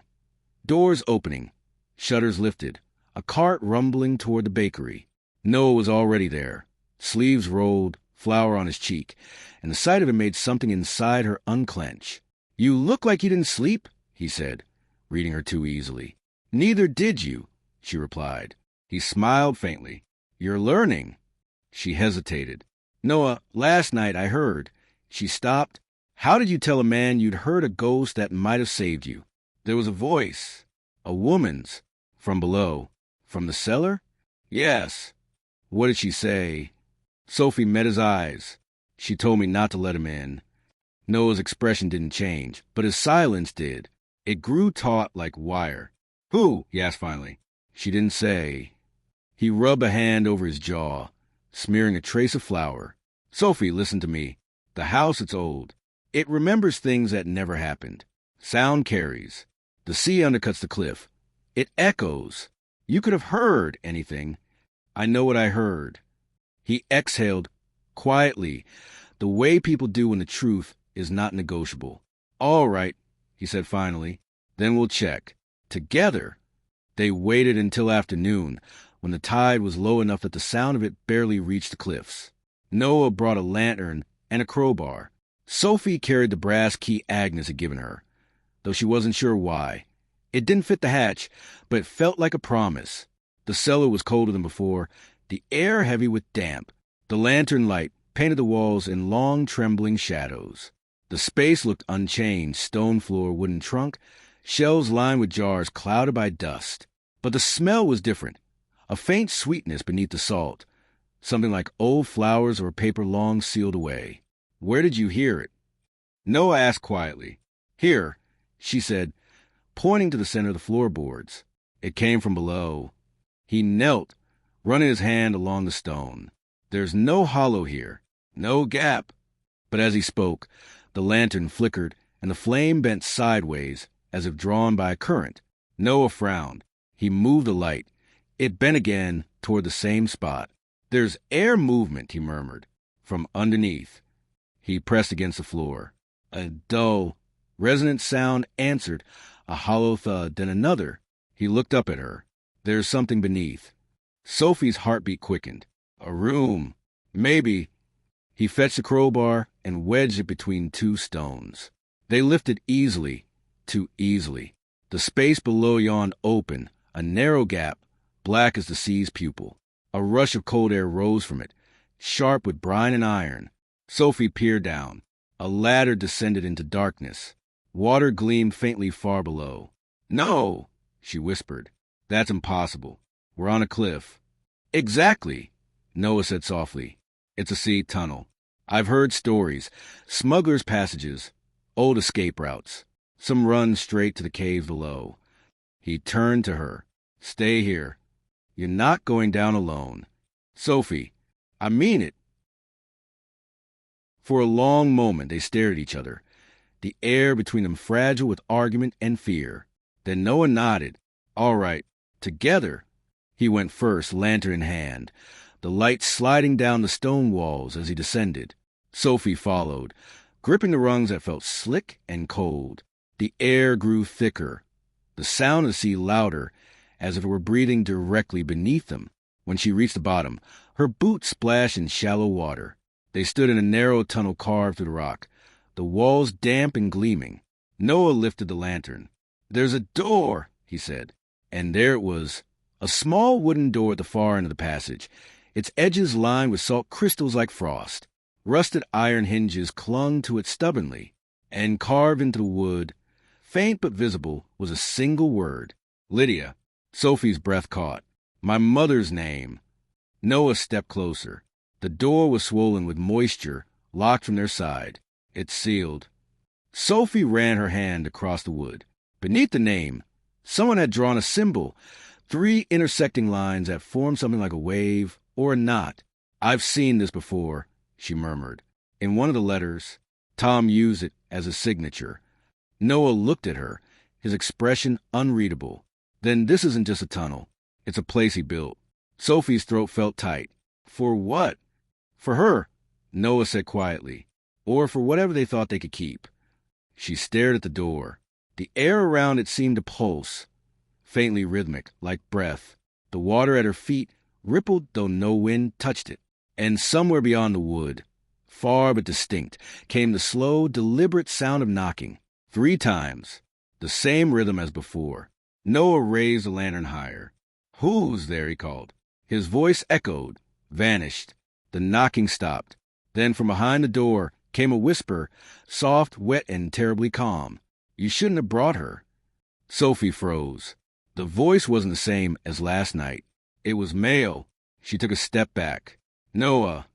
But Noah was staring at the door, face pale, eyes fixed. "Tom," he breathed. The lantern trembled in his hand.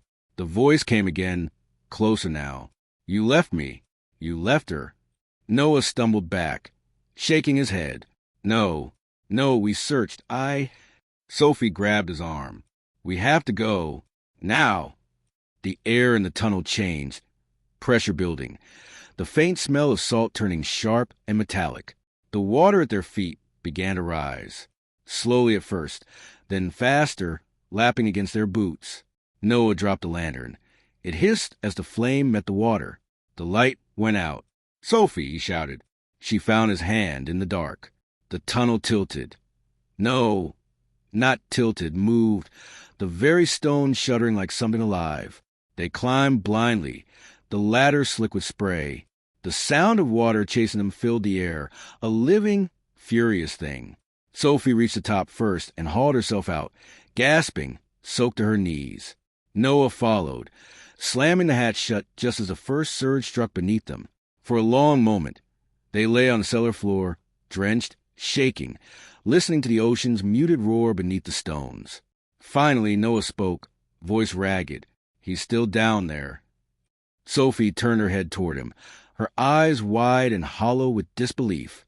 "Then who's been knocking?" Noah didn't answer, because they both already knew the truth the house had been whispering all along. Tom Hale wasn't the only one the tide had kept. Chapter 10. The Salt Room. Morning came pale and shivering, like a truth that hadn't yet decided how much of itself to reveal. The storm had passed, but the air carried the scent of what had broken. Sophie woke on the sofa, wrapped in a damp blanket, the memory of the tunnel still crawling under her skin. Noah sat by the fire, hair dry in wild directions, his expression hollowed by exhaustion. Neither of them had said much after sealing the hatch again. There were no words for what they'd seen or what they'd heard. She sat up slowly, her muscles stiff. "How long have I been asleep?" "A couple of hours," he said quietly.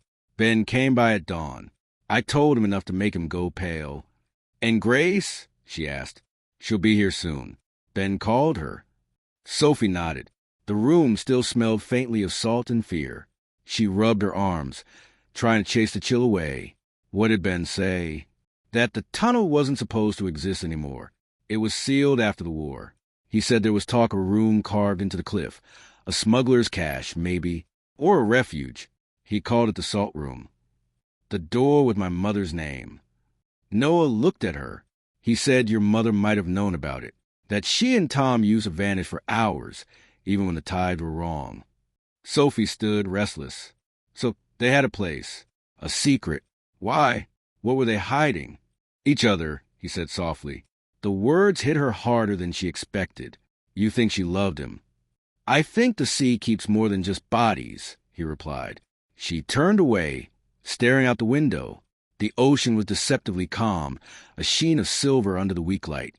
If that's true, then maybe it kept her too. Before Noah could answer, the sound of boots on the gravel broke the quiet. The door opened without knocking. Grace Morwenna stepped inside, followed by Ben, his coat still dripping with sea spray. Grace's eyes took in the scene. The damp floor, the bolted hatch, the look between Sophie and Noah, and she sighed. "So," she said, "you opened the door the sea wanted closed." Sophie didn't even try to deny it. "There's a tunnel beneath the cellar. It leads to the cliffs." "I know," Grace said simply. At least I knew of it.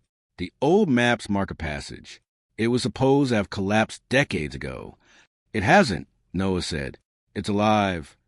Grace gave him a sharp look. Alive? He hesitated, breathing, shifting. When we went down, the air moved. There was sound. Ben's voice was low. The house has a long memory. Sometimes it lets the sea borrow it. Sophie frowned. We heard voices, Grace. My mother's name was carved on a door. And then she hesitated, glancing at Noah. Tom. We heard Tom. The inspector didn't react immediately. Then she exhaled, rubbing her temple. You heard a man who's been missing for 2 years. Yes. And you think it was him? I don't think, Sophie said, her voice trembling. I know. Grace's gaze softened, not with disbelief, but with the patience of someone who had heard stranger things in rooms that smelled of salt and grief. Show me, she said. The descent was slower this time. Grace led, lantern steady in her hand, her boots sure on the ladder. Sophie followed, then Noah, then Ben, his old hands gripping the rungs with the steadiness of long familiarity. The tunnel was colder now, the waterline lower, but the smell sharper, iron, brine, and something like rusted memory. The door stood where they'd left it, slick with condensation. Lydia's name carved across the center, the symbol beneath it gleaming faintly in the lantern light. Grace crouched, tracing the lines with a gloved finger. This carving, it's deliberate, professional, even, see the edges?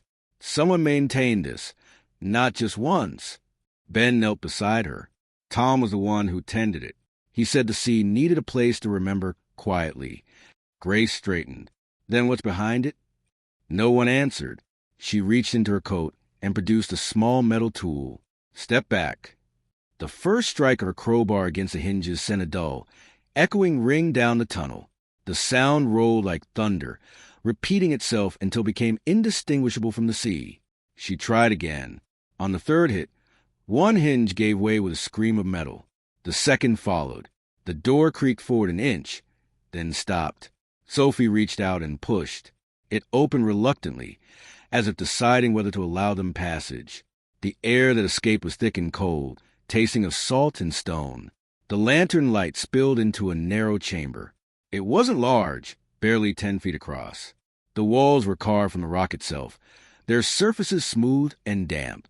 Along the far wall, a low wooden table sat half submerged in seawater that glimmered with faint light. Above it, a small window, or what might have once been one, opened a cliff beyond, where the sea could be glimpsed churning far below. And there on the table lay what remained of the journal, the cover swollen, the ink blurred by years of tide and air. Sophie's heart lurched. She stepped forward, ignoring Grace's warning hand. The journal's first page was still legible. Her mother's handwriting. If you find this, I am sorry. The house remembers what we tried to forget. The sea keeps what we promised to bury. Tom said the tide could forgive us. I know now that it never forgives. It only waits. Sophie pressed a hand to her mouth, trembling. The next pages were half-eaten by salt, words smudged beyond reading. Only fragments remained. The child must never. Door sealed. Blue hour. Listen. Grace shone her lantern around the room. This place isn't a smuggler's cache, she said softly. It's a tomb. Ben's face had gone gray. No, he whispered. No, this isn't right. Tom said. He said she left. But Sophie already knew. In the corner, the light caught something pale beneath the shallow water. A shape that had once been human. The sea had done its slow, meticulous work. The bones were tangled in the remnants of a dress, faded to the color of frost. Lydia. The world narrowed to the sound of the tide. Sophie's breath hitched, but no tears came. She felt hollow, like the house had reached inside her and taken something it had been waiting for. Noah caught her arm before she could fall. Sophie, he said, voice breaking. Don't look. But she couldn't stop. Her mother's locket, her locket, was still clasped around her remain's neck. The same design, the same pressed flower inside. The copy she wore above the same heart. It's not possible, she whispered. Ben's voice shook. Tom must have tried to bring her back. The tide took them both. The door. He carved her name because he couldn't bury her. He thought the sea would guard her. Grace knelt beside the remains, professionalism faltering into reverence. "We'll take her properly," she said. "Not today, but soon." Sophie stepped back. The water lapped against her boots, gentle, almost affectionate. The house above seemed to hum faintly, a vibration that rose through the stone and into her chest. "She's still here," Sophie said quietly. Noah looked at her, his expression unreadable. "What do you mean?" "She's not finished." Grace turned sharply. "Sophie." But the words were already leaving her mouth, unstoppable. "The voice last night, it wasn't warning me about someone. It was warning me for someone. She wasn't afraid of Tom. She was afraid of what the house would do if I opened the door." The tunnel groaned, a low, guttural sound that made the lantern's flame tremble. "Time to go," Grace said firmly. "Now!" They climbed back up one by one, the air growing warmer but no less heavy. When Sophie emerged into the daylight, the world felt sharper, edges too defined. The sky had turned the color of lead. She looked at the house, its windows blank and calm. For the first time since arriving, she didn't feel like it was watching her. It was waiting. That evening, as dusk crept across the cliffs, Sophie sat at her desk. The journal lay open before her, pages fanned out to dry.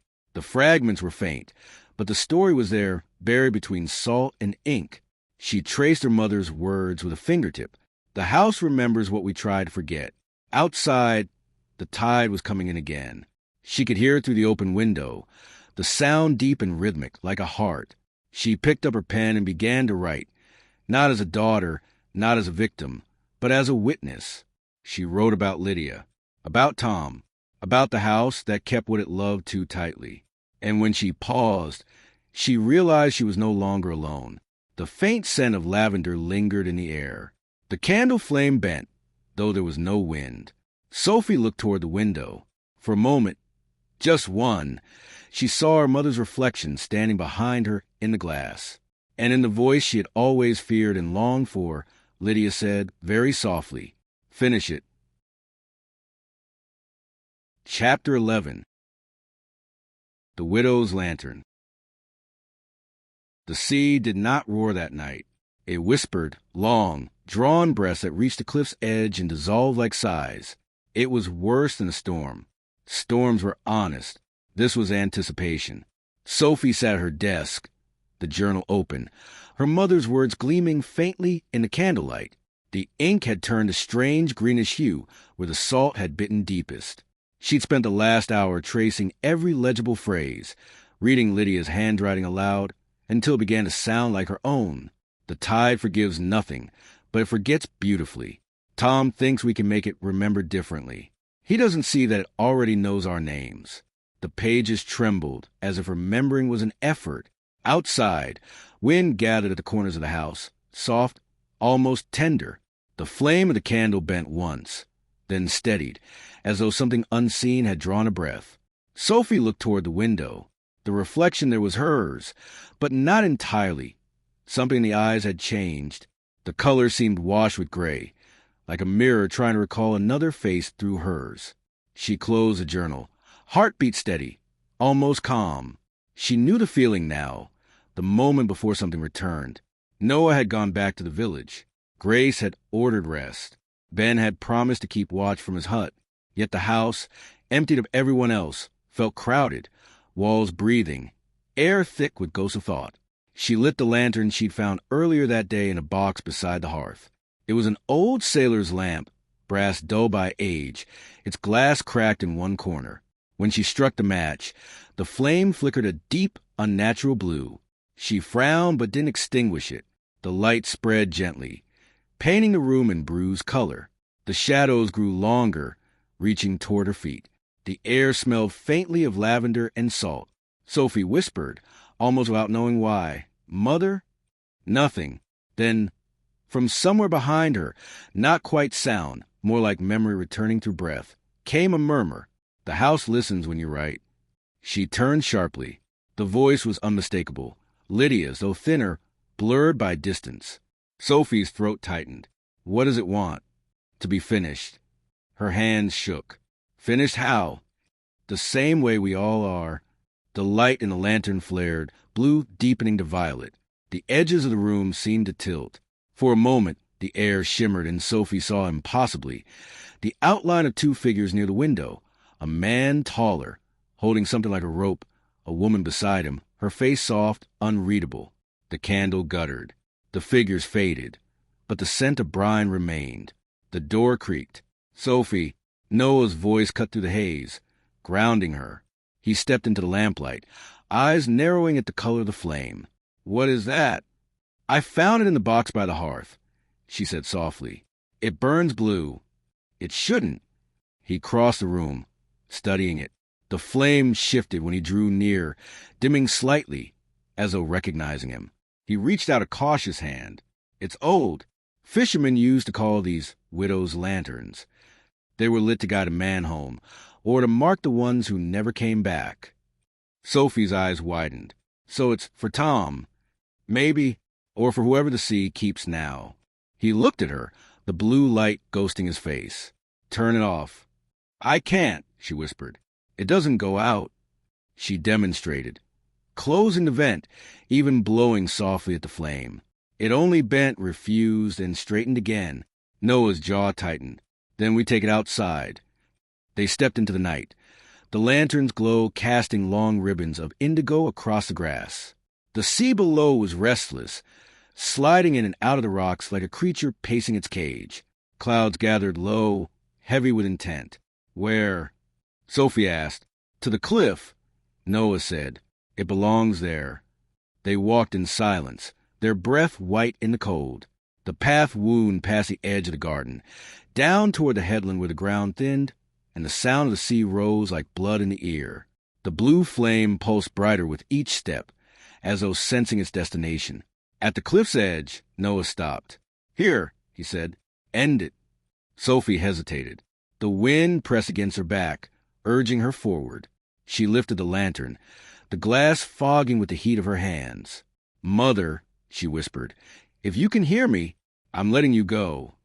The wind shifted, hard enough to push her off balance. Noah caught her wrist, steadying her. The flame flared one last time, brilliant, impossible, the color of the sea at its deepest, and then vanished. Darkness, only the roar of the tide below. For a heartbeat, everything was still. Then, faintly, a light appeared far out on the water, blue, moving slowly, like a lantern floating on the waves. Sophie stared, unable to breathe. Noah whispered, It's her. But the light began to drift closer, too close. The wind turned icy. The air thickened with salt. Sophie took a step back, her hair whipping across her face. The light brightened, splitting into two, then three, then many, a string of cold stars rising from the sea like souls surfacing. The sound that followed wasn't thunder, but a low, rhythmic pulse, the same heartbeat she felt beneath the house. The tide had found its voice again. Sophie, Noah said sharply, we have to go. She didn't move. The lights were beautiful, hypnotic, each one reflected in her eyes, their glow soft and familiar, like memory returning home. Then she heard it. A woman's voice carried on the wind, faint but clear. You open the door. The words weren't anger. They were recognition. The first wave struck the base of the cliff, sending spray up like glass shards. Noah grabbed her hand. Now, Sophie. They ran. The path shuddered beneath them as the sea hurled itself upward. By the time they reached the cottage, rain had begun to fall, not from clouds, but from the mist itself, cold and sharp. Sophie slammed the door shut behind them, breathless. The lantern in her hand was dark. Its glass had cracked clean through, a thin fissure running from top to base. Inside, the wick was gone, nothing left but a trace of salt at the bottom. Noah leaned against the wall, drenched, eyes wild. What did you do? I let her go, Sophie whispered, and now she's coming back. The house gave a low groan. Somewhere deep beneath the floor, water dripped, slow and deliberate. The mirror above the mantel began to fog from within, shapes moving faintly behind the glass. Sophie stared until her reflection blurred, until another face appeared beside hers, Lydia's, pale, smiling, patient. "Do you see it?" she asked Noah. He nodded once, voice breaking. "Yes." And together, they watched as a reflection reached forward, placing one ghostly hand against the inside of the glass. The gesture was tender, familiar, final. The fog cleared. The reflection was gone. But when Sophie looked down, her palm was wet, not from rain, from seawater. Later, when the storm quieted and the house fell still, Sophie sat by the cold hearth with the cracked lantern in her lap. She felt no fear, only an aching clarity. The sea hadn't wanted vengeance. It had wanted completion. Lydia was gone now, truly gone, and Tom's voice no longer echoed in the floorboards. But as Sophie sat in the fading candlelight, she realized something else. The humming had returned, softer this time, almost like approval. She reached for her notebook and began to write. Not fiction, not grief, just truth. Line after line until her hand cramped, until she could hear her mother's voice one last time. Finish it. Outside, the tide rose, gentle and relentless, and for the first time since she'd arrived, the sea sounded like home. Chapter 12. The Sound the Sea Keeps. The morning after the storm arrived slow and golden, as if the world had decided to pretend it had forgotten. Sunlight pressed through the windows, hesitant but sincere. The house looked harmless again, with dry, air sweet, no hum, no whisper. And yet, Sophie knew better. The quiet wasn't peace. It was digestion. She stood by the window, tea cooling in her hands. The sea below looked almost soft, pale as mercury, as if butter wouldn't melt on its waves. But beneath that beauty, she felt something, an undertow of intention. The sea remembered. It always had. A knock came at the door, firm, familiar. Grace Morwenna didn't wait to be invited in. She entered with her usual controlled grace, her coat still damp at the cuffs. Behind her came Ben, carrying his weathered hat like an apology. Sophie gestured toward the fire. It's warmer now. Grace's eyes swept the room. It looks different, she said. Smells different, too. The lantern, Sophie replied quietly. It burned blue last night, then went out. Grace's expression didn't change, but her voice gentled. Ben told me what that means. Ben nodded, lowering himself into a chair. Widows' lanterns don't die unless something's been returned. Returned, Sophie repeated, tasting the word. You mean released? Ben's eyes, washed pale by years of sea glare, flickered toward the window. The sea never keeps what isn't finished. You gave it back its story. Grace sat opposite Sophie.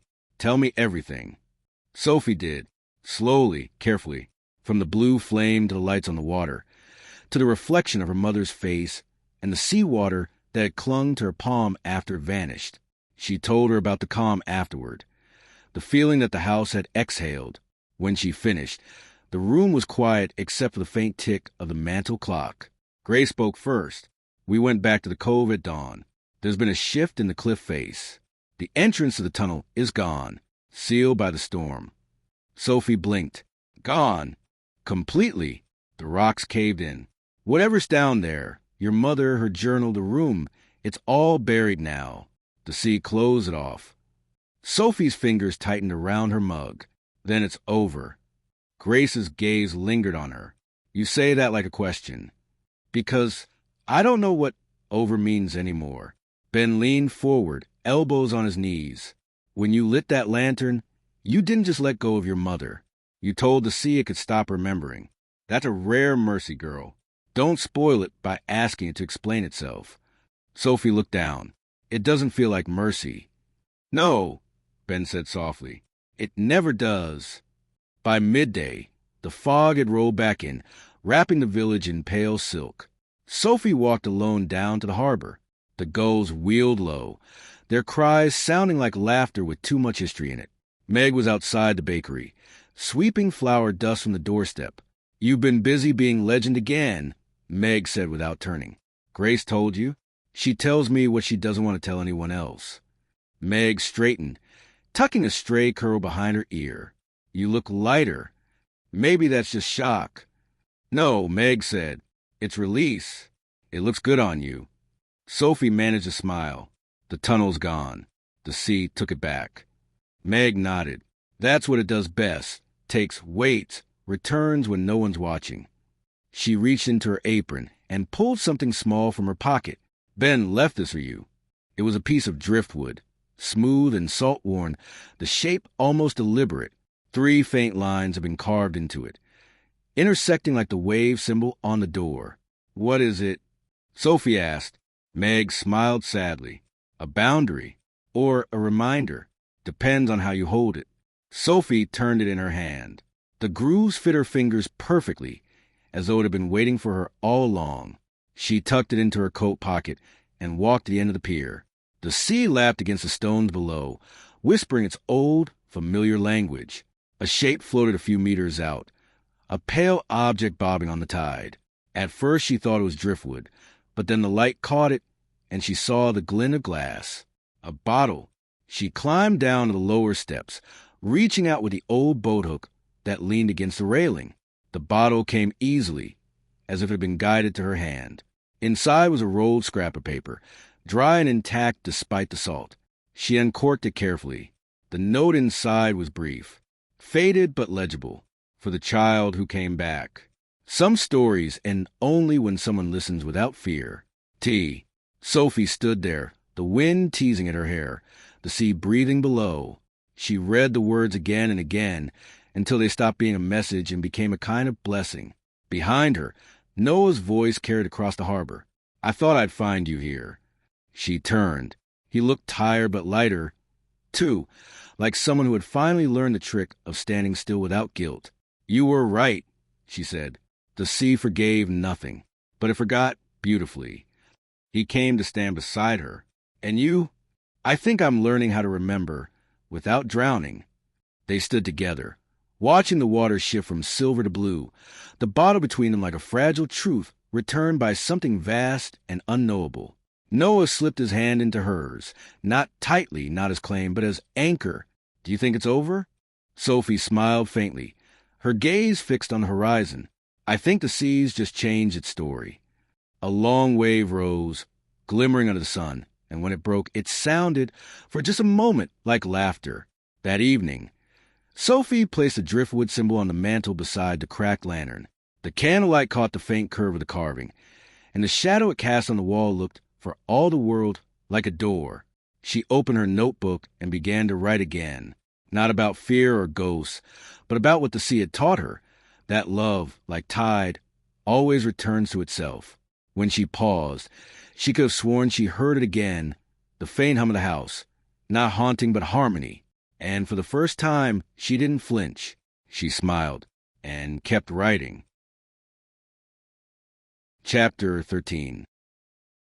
The Last Blue Hour. It took weeks before the sky turned blue in quite the same way again. The village settled back into its small rituals. Boats spread, gossip, the tide's slow arithmetic. Penarrow remembered, as all small places do. But it did so gently, folding the story into its weather like a secret it had learned to keep. Sophie stayed. She told herself it was for the quiet, for the writing.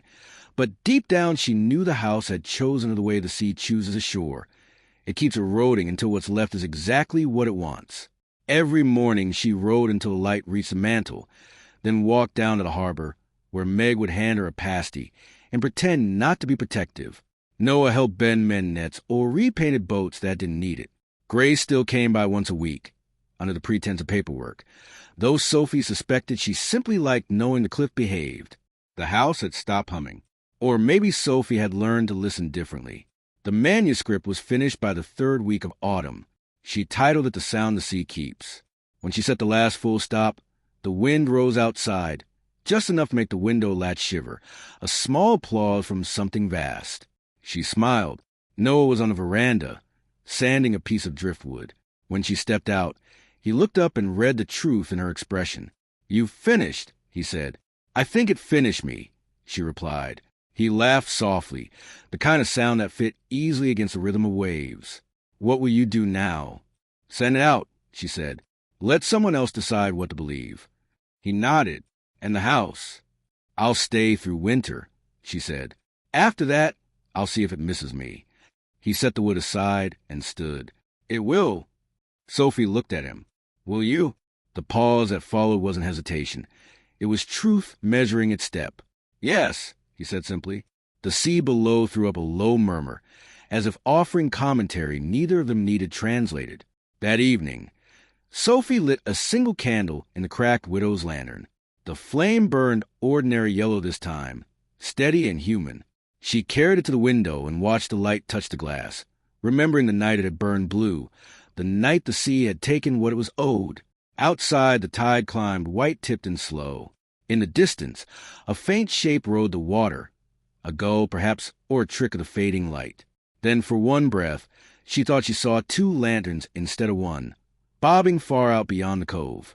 Blue, faint, steady. She didn't blink. She only whispered, "Thank you." The reflection in the glass shifted. Not a face, not a ghost, but something like a wave curling back to its beginning. The house gave a single, soft sigh, the sound of a story closing its last page. Sophie blew out the candle. The darkness was kind. Months later in London, The Sound the Sea Keeps found its readers. Critics called it lyrical and haunted, an elegy disguised as a love story, a book written by the tide itself. Sophie never explained what was real. When asked, she would only say, "Everything I wrote happened, just not all at once."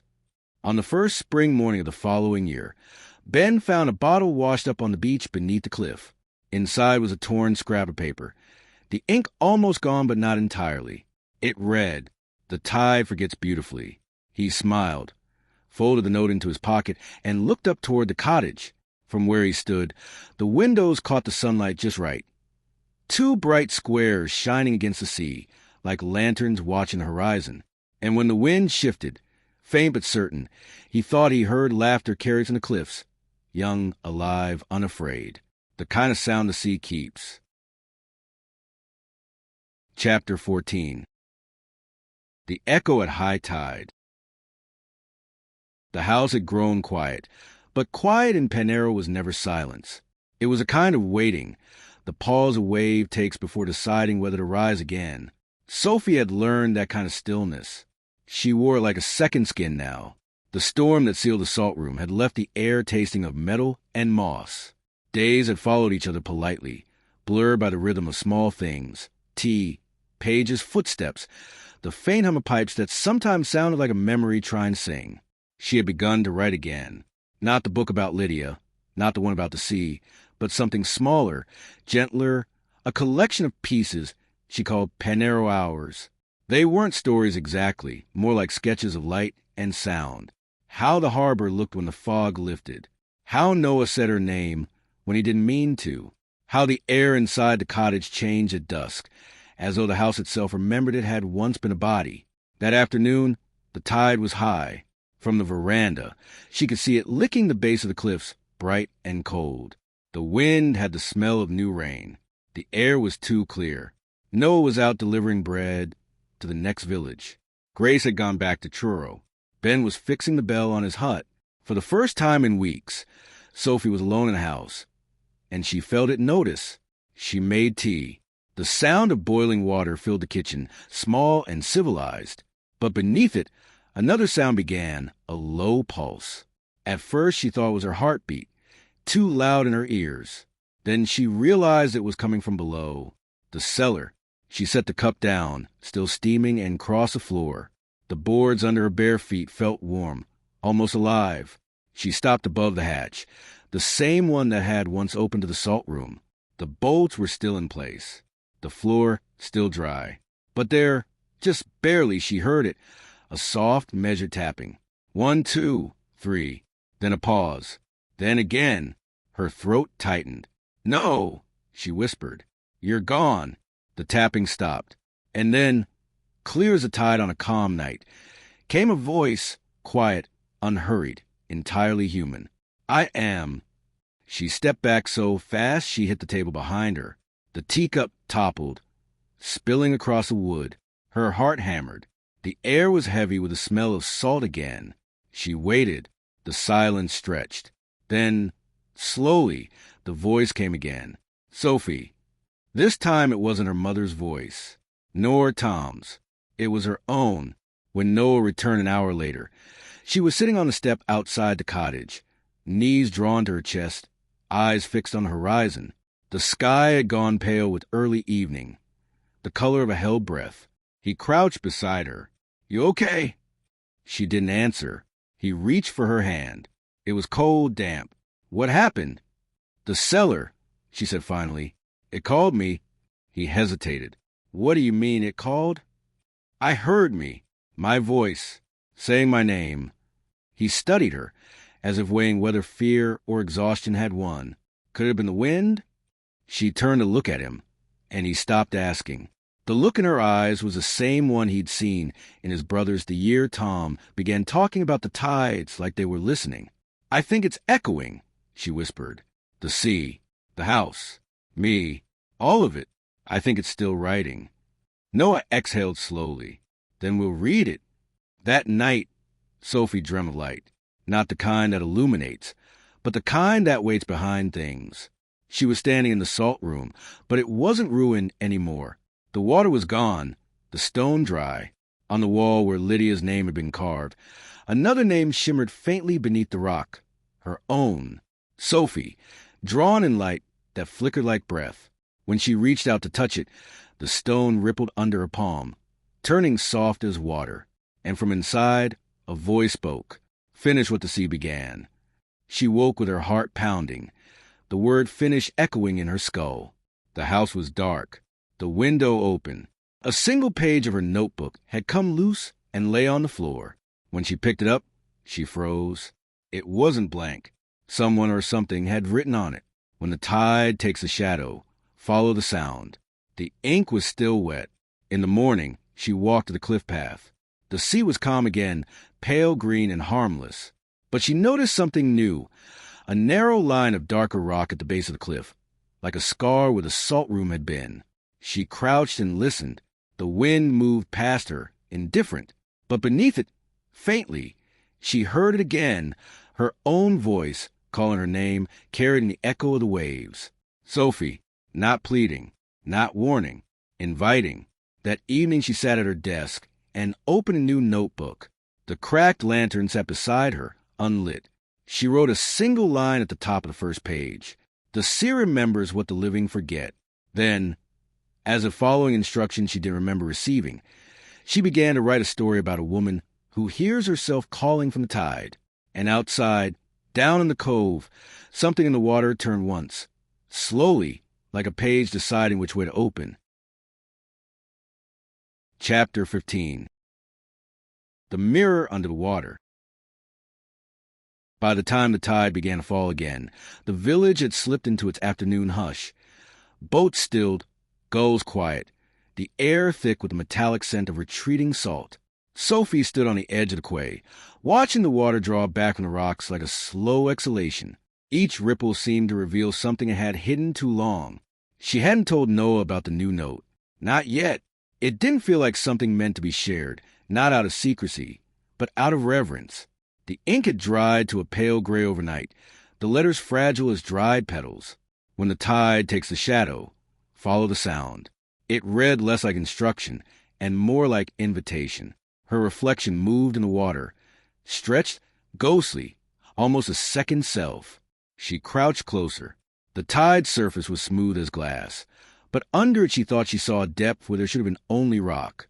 And there, just for a moment, something else. Not movement. A shape. A woman's silhouette, standing upright beneath the surface. Hair floating like seaweed. Face turned upward as though listening. Sophie gasped and stepped back. The image blurred, fractured by light. Only her own reflection remained. A voice broke through the quiet. "Sophie." Noah was walking down the steps from the bakery, jacket thrown over his shoulder. His expression a mixture of worry and recognition. He'd learned to read the tilt of her shoulders. "You heard it again," he said, not asking. "I saw her," Sophie whispered. "Your mother?" "No, me." He stopped halfway down the pier, watching her carefully. "You mean you saw?" "My reflection, but not." It was underwater, like a version of me that never came back up. Noah said nothing for a long time. The sea filled the space between their words. Finally, he said quietly, maybe the tide didn't take just the dead. That evening, they went down to the cove together. The cliffs were damp, the air alive with the smell of kelp and stone. The tide was low, the same stage it had been when Sophie had first found the cave. But now, where the tunnel entrance had collapsed, the rock looked different, slicker, darker, as though something beneath it still breathed. Noah crouched by the edge of the water, running his fingers through a shallow pool. "It's warmer than it should be," he murmured. Sophie knelt beside him. "Listen." He did. At first, only the lap of small waves. Then, faint and rhythmic, an echo like the pulse of distant machinery. "That's coming from under us," Noah said. "It's not an echo," Sophie said softly. "It's writing." He looked at her, eyebrows drawn. "Writing?" "The sea," she said. "It's saying something. It's continuing." Before he could reply, a light shimmered under the water. Not sunlight. Something deeper, colder, a glimmer that moved like thought.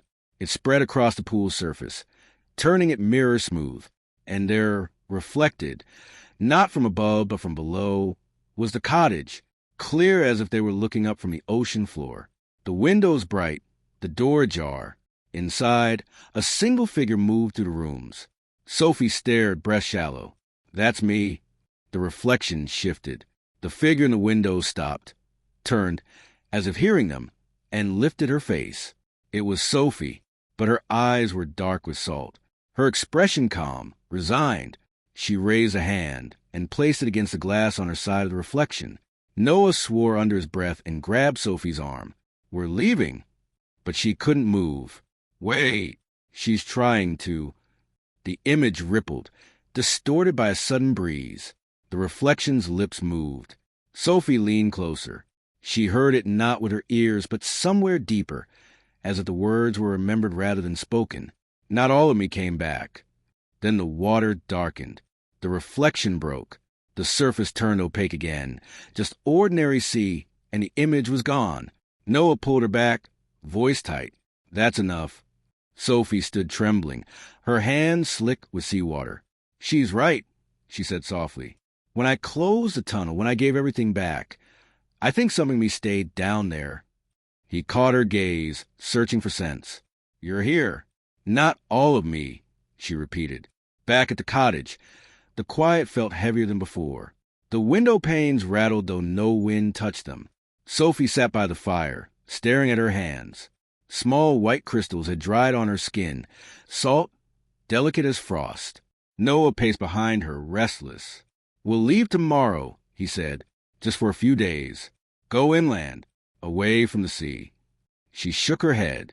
"It wouldn't matter. The tide doesn't stop at the coast, Noah. It follows what belongs to it."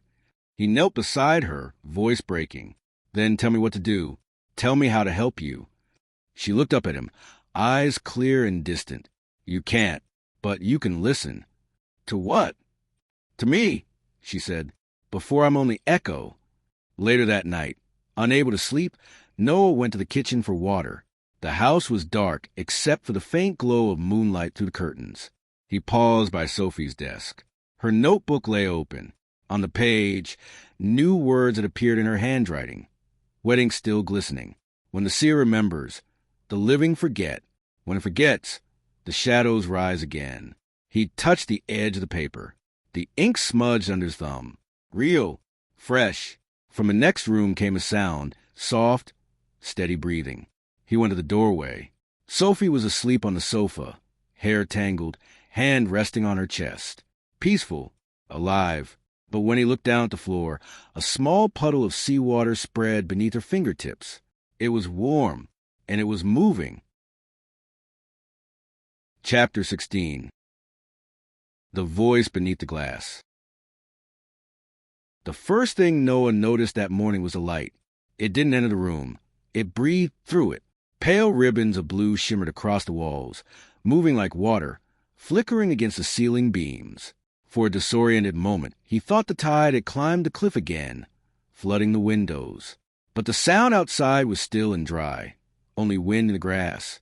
He turned toward the sofa. Sophie wasn't there. Her blanket lay folded neatly, still damp at the edges, as though someone had wrung it out and then changed their mind about leaving it to dry. On the table beside it, her notebook was open. The last line she had written shimmered faintly in the light.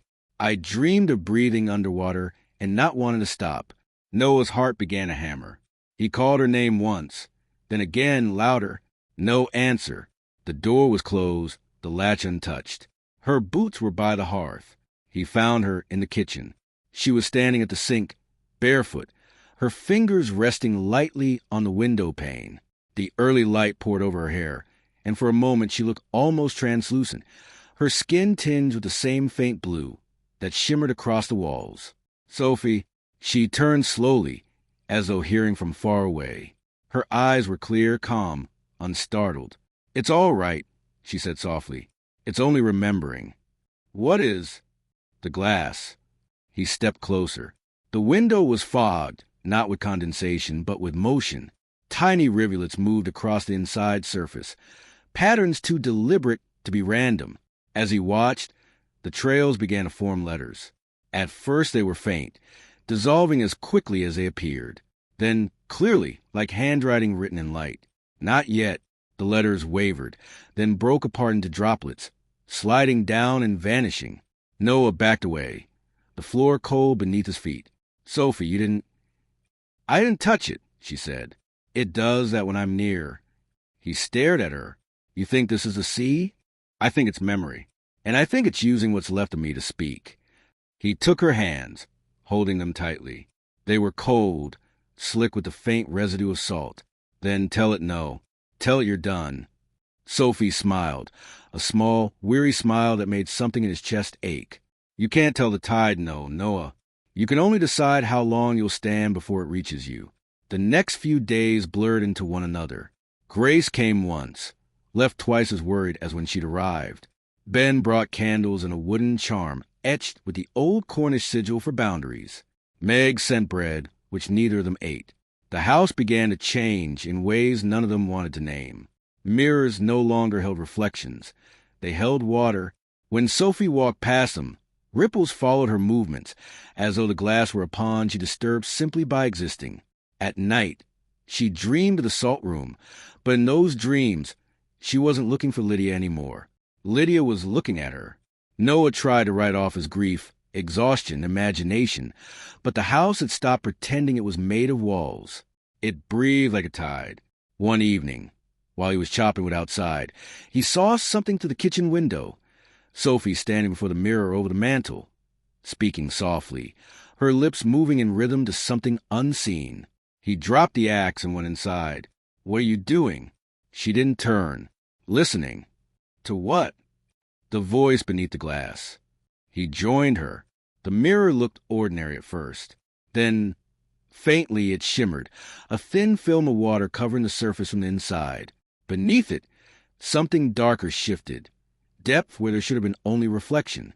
The voice came so softly, he almost missed it. We're almost the same now. It was hers, her voice, but not from her mouth. Noah grabbed her shoulders and pulled her back. The moment he did, the water vanished, the glass dry again. Don't, he said roughly. Don't answer it. Sophie blinked, disoriented. I wasn't. You were. She looked at the mirror, then at him, and he saw fear there for the first time. I didn't mean to, she whispered. It felt like writing. It felt like finishing a sentence that had been waiting too long. He pulled her into his arms. She was cold against him, lighter than she should have been. You're here, he murmured. Stay here. But when he looked over her shoulder, he saw condensation forming on the mirror again. 5 fingerprints appearing slowly, one by one, as if something unseen pressed from the other side. That night, Noah refused to sleep. He sat by the fire while Sophie dozed, her head resting on his shoulder. Outside, the wind had stilled, the sea calm as glass. Every so often the house gave a small creak, the kind that might have been settling or sighing. Near dawn, he heard it, a faint rhythmic tapping, not from the floor this time, but from the walls. He stood, following the sound of the hallway where the old photographs hung. The tapping grew louder near one frame, a faded black and white of the cottage taken decades ago, before the windows had shutters. Inside the photograph, the sea shimmered faintly. The surface moved. Noah stared. The tide within the picture rose higher, flooding the sand, erasing the path to the door. And then, within that rising water, a shape formed, a woman's outline blurred, hair spread like ink. Sophie's. "No," he whispered. "No, no, no." The glass cracked, a thin line splitting across the photograph surface. From the crack, a drop of salt water rolled down and fell to the floor. He backed away, heart racing. "Grace," he muttered. "I'm calling Grace." He turned and froze. Sophie stood in the hall, the blue light spilling across her face from nowhere he could see. "It's all right," she said softly. "It's just the sea remembering me." And when she smiled for the briefest moment, he saw the reflection of waves moving in her eyes. Later, when the morning came and light returned to the windows, the shimmer on the walls was gone. The mirrors were dry.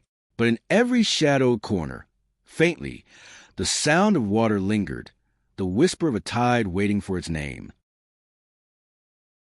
Chapter 17. The Letter the Sea Wrote. Grace Morwenna had never liked the sea at dawn. It made too much sense. The calm after the storm, the illusion of innocence. Even when she was a child, she thought it looked guilty. That morning, driving the coastal road toward Panero, the horizon was a sheet of polished steel, seamless and patient. The call had come from Noah just before sunrise. His voice had been low, steady in the way voices get when they're hiding the tremor underneath. "It's Sophie," he'd said. "Something's happening to her. Or the house. I can't tell which." Grace had dressed without coffee, without thinking, with the kind of precision that grief trains into habit. She'd seen plenty of madness, of longing, of people who spoke to walls. But the tone in Noah's voice had left no room for dismissal. By the time she reached cliffside, mist had begun to rise off the fields, thickening into low clouds that blurred the line between land and water. The house appeared out of it, like a memory reluctantly remembered. Noah met her at the gate. He looked older, drawn, unshaven, his eyes hollow. "She's inside," he said simply. Grace hesitated on the threshold. "Is she hurt?" He shook his head. "No, just changed." The change was immediate. The house felt colder, but not dead, alive in a different register. The air held a faint shimmer of moisture, like the inside of a shell. Grace's boots left no sound on the floorboards. Sophie sat at the table by the window, her notebook open, pen moving steadily across the page. She didn't look up when they entered. Her hair was loose, her expression calm. The cracked widow's lantern burned beside her, but the flame was no longer blue nor yellow. It burned white, colorless, almost soundless. Grace approached slowly. "Sophie." No answer. The pen continued to move. Noah's voice was barely a whisper. "She's been writing since last night. She doesn't stop. She doesn't even blink." Grace circled the table. The notebook was half full, the handwriting steady and small. At first, the words looked like notes, short fragments, sentences without context. Then she began to read. It remembers the first name it ever learned. It writes through whoever will listen. It never drowns its own words, only the people who misunderstand them. The sea is a kind of pen. Grace felt a shiver rise under her skin. She's writing poetry? Noah shook his head. It's not her handwriting anymore. Grace frowned. He was right. The script was firmer, older, looped in the style of another time. And then she saw it halfway down the page. A date. October 23rd, 2045. Grace froze. That's 20 years from now, Noah said quietly. It's been like that since midnight. Grace turned the page. The entries continued, each beginning with a date, each moving forward in time. The words grew stranger, more certain, as though someone was describing events that hadn't yet happened. When she leaves the house, the sea will rise once more. The tide will call its witness. The letter will find its way to Grace. Grace's throat went dry. Grace. The name was written there, clear, sharp, final. She looked up sharply. Sophie, stop writing. No response. Grace reached out and took her wrist. The pen fell from Sophie's fingers. The light from the lantern flared once, then dimmed. Sophie blinked as though surfacing. Her eyes focused slowly, confusion bleeding into them. Grace. Yes, Grace said, kneeling beside her. It's me. Sophie looked at the page. Did I do this? Yes. Do you remember any of it? She shook her head. I was dreaming. I thought I was underwater again. I could hear someone dictating. I thought it was her. Lydia? Sophie hesitated. No, me, but older, like I'd already lived what I was writing. Noah turned away, pressing a hand to his face. Grace flipped back through the pages. The final entry was different. Shorter, darker ink, as though pressed harder into the paper. When Grace reads this, look at the window. Her pulse quickened. Slowly, she turned her head.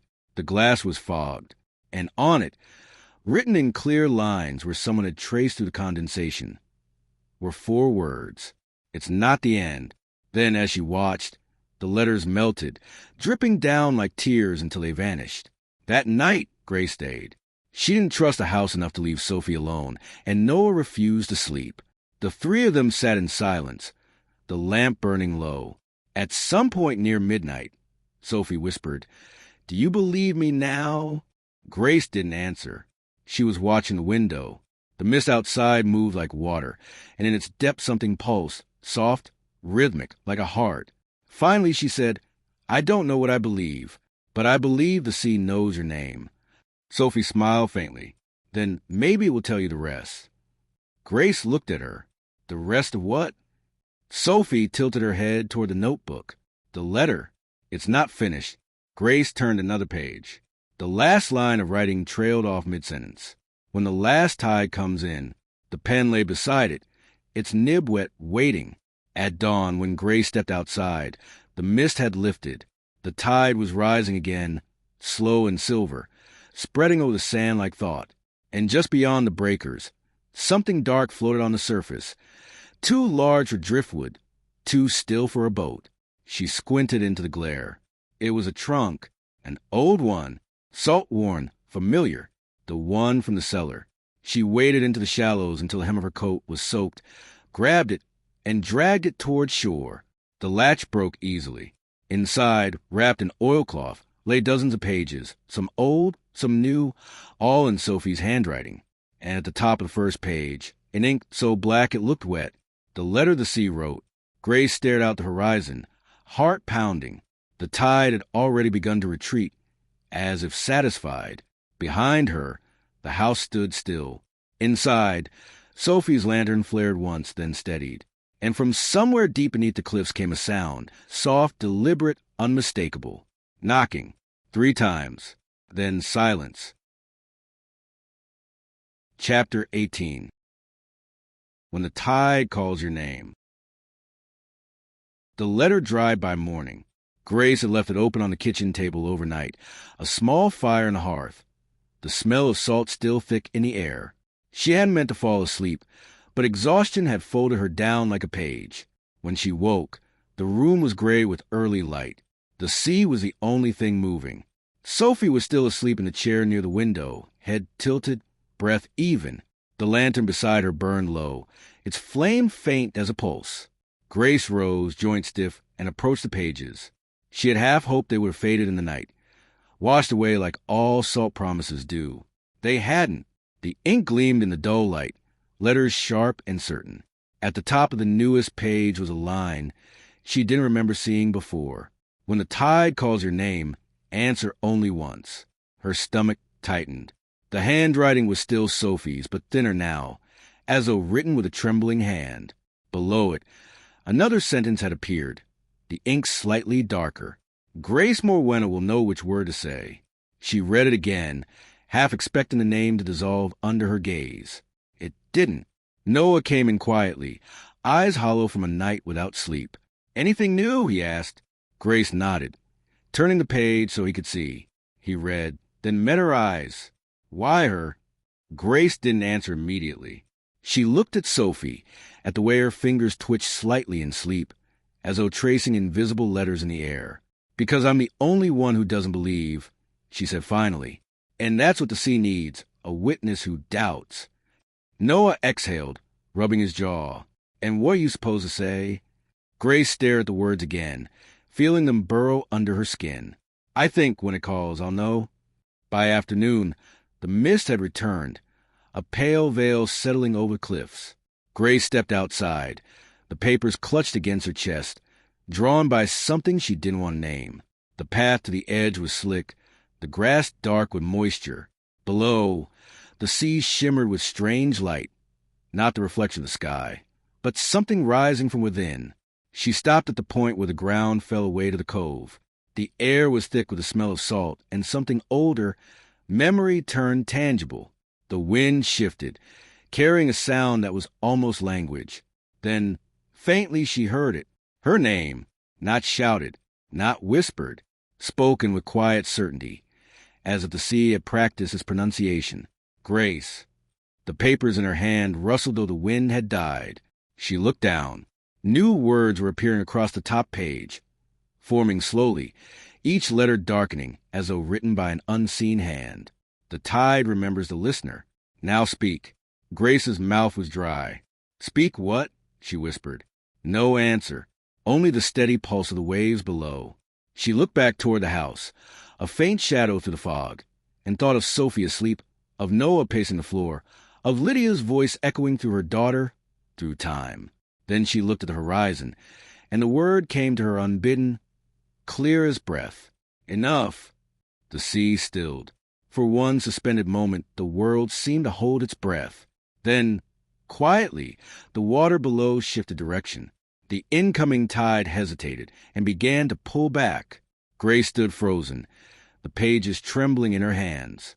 A low hum rose from the cliffs beneath her feet. Not sound of vibration, a deep, ancient exhale. The mist began to thin, dissolving into color. And then she saw it, a figure standing where the cove had been, half in shadow, half in water. Sophie, but not the Sophie she'd left sleeping.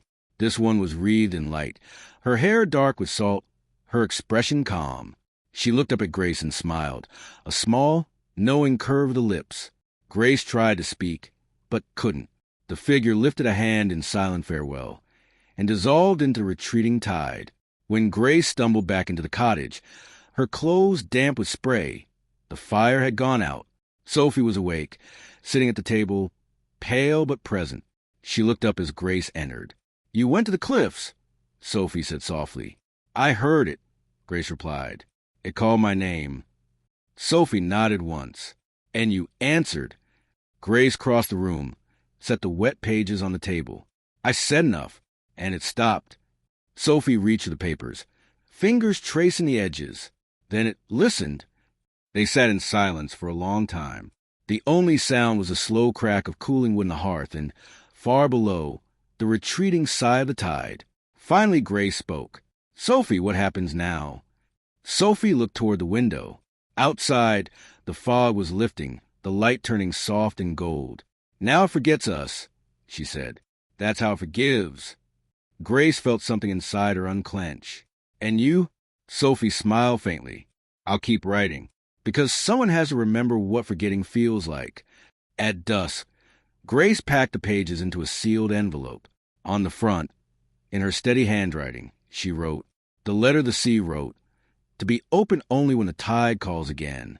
She left it on Sophie's desk beside the cracked lantern. The flame inside was low, steady, calm. As she reached the door, she heard Sophie's voice behind her. Grace. Yes. Thank you for saying it. Grace turned. Saying what? Sophie's eyes caught the dying light. Enough. That night, the sea was silent. No voices, no echoes, just a long, deep rhythm of water meeting shore. The tide had remembered the listener, and, for the first time in years, it slept. Chapter 19. The House That Forgot the Sea. For the first time since she had arrived, the sea did not speak. No hum beneath the floorboards. No whisper in the wind. Only the silence of a world that had closed its mouth. Sophie woke before dawn to the absence of sound. It felt wrong, like a missing heartbeat. Even in sleep, she had grown used to the constant background murmur, the slow breathing of the tide below the cliff. Now, the air was still, too still, the quiet pressing against her skin like a hell breath. She sat up, listening. Nothing. No waves breaking. No gulls crying. No sigh of the wind through the grass. The silence was complete, polished, deliberate. Noah stirred beside her on the sofa, frowning in half-sleep. "What time is it?" "Early," she whispered. "Listen." He did. After a moment his eyes opened fully. "Where's the sea?" They both rose and went to the window. The horizon was pale, washed in colorless light. The coal below looked wrong, flat, unmoving, as if painted on glass. Even the water at the edge of the sand was still. Noah muttered, "It's dead calm." Sophie shook her head. Not calm, absent. By mid-morning, Grace returned from the village. She had gone to speak to Ben, but the look on her face told him she'd found no comfort there. "The harbor's the same," she said. "No wind, no current. Even the boats won't sway. The fishermen say it's like the sea's gone to sleep." Ben had told her something else, too, something she didn't repeat until much later, that the tide, when it stopped moving, had taken the sound of their own voices with it. For now, they all sat at the kitchen table, mugs untouched, the silence spreading between them. Sophie traced the rim of her cup, eyes distant. "This isn't peace," she said finally. "It's forgetting." Grace looked at her sharply. "You said that was forgiveness." Sophie nodded slowly. "It was, until now. Forgiveness ends when no one remembers why it was needed." Noah reached across the table and covered her hand with his. "Maybe that's what you wanted. Sophomore. A clean slate." She smiled faintly, eyes on the window. "Maybe, but every slate remembers what was written on it." That evening, the stillness deepened. The house felt heavier, as if the air had thickened inside its walls. The mirror stayed clear now. Too clear. No ripples, no distortions. Even Sophie's reflection looked flatter, drained of depth. She lit the lantern on her desk, the cracked one that had seen too much, and opened her notebook. The pages were blank. She waited, pen poised, but nothing came. Not words, not whispers, not even the sense of something waiting to be said. She wrote anyway. A single line. "The sea has forgotten itself." The ink bled on the paper, spreading outward like veins. She stared at it, uneasy. Behind her, the floor creaked softly. "Noah!" No answer. She turned. The room was empty. But on the window glass, faintly, a shape had appeared. Her own reflection, yes, but wrong. The eyes were open wider. The lips parted as if about to speak. And though no sound came, Sophie saw the words form silently. "If the sea forgets, who will remember you?" The letters faded as quickly as they came. The silence closed, and again. When Noah returned from the cellar, he looked pale. "There's water down there," he said. Sophie frowned. "Water?" "The floor's dry, but the air's damp, like a tide trapped underneath." Grace joined them at the hatch. She knelt, pressing her palm against the wood. Warm, too warm. She stood slowly. "It's not gone. It's holding itself back." Sophie looked at her. "Why?" "Maybe because you told it enough," Grace said. "Maybe it's waiting for someone to say again." That night, Sophie couldn't sleep. The silence had a sound now, the faint hum of restraint. She sat by the window, watching the horizon. The sky was cloudless, the stars sharp, the world perfectly still. She whispered into the dark, not expecting an answer. "If you can hear me, I didn't mean to end it. I only wanted to understand." For a moment, nothing. Then, just before she turned away, a single ripple crossed the surface of the sea below.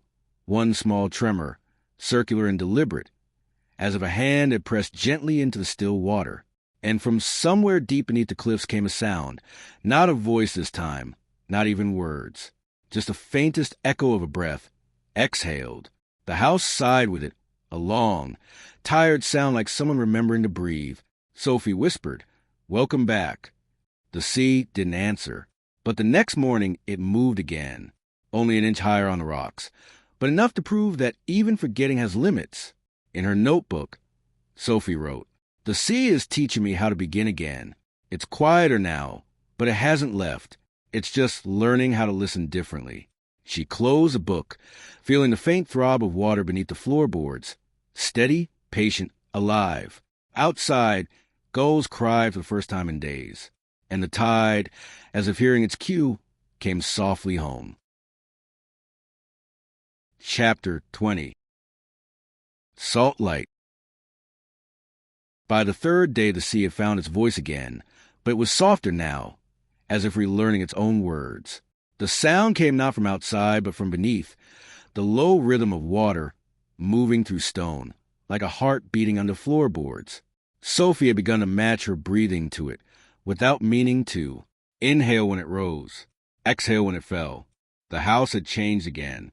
At night, faint light seeped up between cracks in the wood, a dull glow the color of salt at dusk. No flame, no reflection, only salt light, the sea's ghost made visible.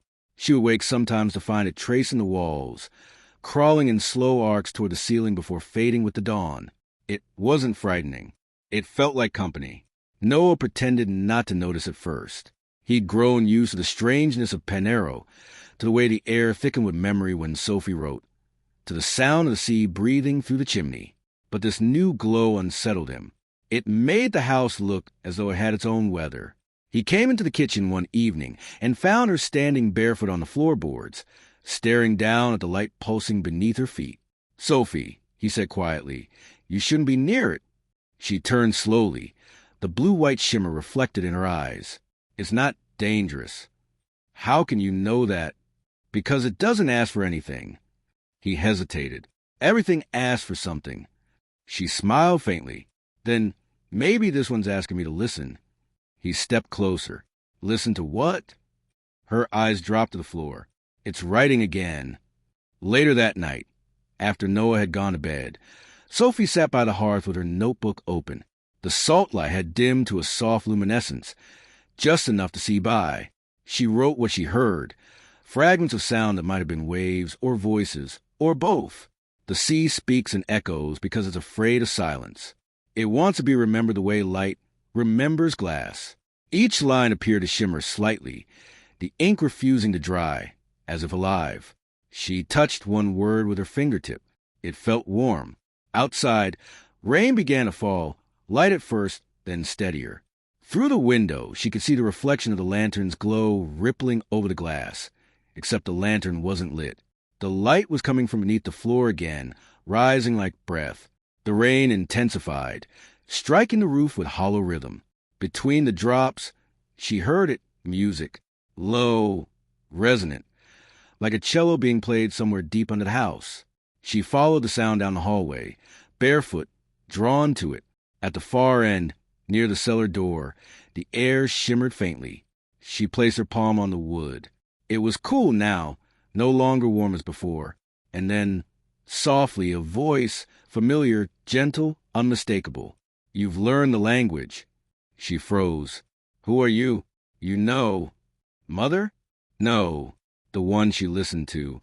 The one you've been writing for. Sophie's throat tightened. "The sea. Names are only for the surface. You're below now." "I'm not." "Aren't you?" The light beneath the floor brightened, spreading outward until the shadows retreated into the corners. Sophie's reflection appeared in the glass of the cellar door, split, wavering. One version of her looked back. The other kept moving even when she stood still. "It's your turn to tell it," the voice said. "What forgetting feels like." The cellar latch trembled under her hand. For a heartbeat, she almost opened it. Then Noah's voice cut through the haze, distant, calling her name. The glow dimmed. The reflection stilled. When she turned, the hall was empty again. The rain had stopped. Only the sound of her heartbeat filled the space, steady and human. In the morning, the floor was dry. The light was gone. But when Noah came downstairs, he found Sophie asleep at her desk, the notebook open beneath her cheek. The words on the page were unlike anything she'd written before, neater, older, almost printed. Salt light, noun. The memory of illumination after the flame is gone. Used by the sea when it wants to remember itself. He read the lines twice, then looked at her sleeping face. For the first time in weeks, she looked at peace. He closed a notebook gently. Outside, the tide was moving again, slow and sure. And in the corner of the room, where the light had been strongest, a faint trail of salt crystals traced the outline of a door that wasn't there the night before. When Sophie woke, she found Noah staring at the pattern on the floor. "What is it?" she asked, rubbing her eyes. He looked up at her. "You tell me." She crouched, touching the faint salt lines. They felt rough, granular, almost warm. The shape was deliberate. An arch, small and human size, framed like an entrance. "It's a door," she whispered. "To where?" She smiled faintly, almost serene. To whatever the sea forgot to finish. Chapter 21. The Door That Wasn't There. By the time the sun reached the edge of the window, the salt had hardened into a thin, white crust. It no longer looked like powder, but like carved stone, every grain fused by something older than heat. The outline of the door was perfect. Height of a person, width of a confession. Sophie stood before it, still barefoot, her hair loose from sleep. Noah hovered behind her, arms folded, the tension in his body too sharp to hide. "It's just a stain," he said. "Salt and light do strange things on old floors." Sophie shook her head. "It's not strange. It's deliberate." "Deliberate?" She traced the edge with her fingertip. "The sea leaves marks when it wants something remembered." Noah crouched, inspecting the grain of the wood. "It's dry," he murmured. "If there was water, it's gone." "Not gone," she said softly, listening.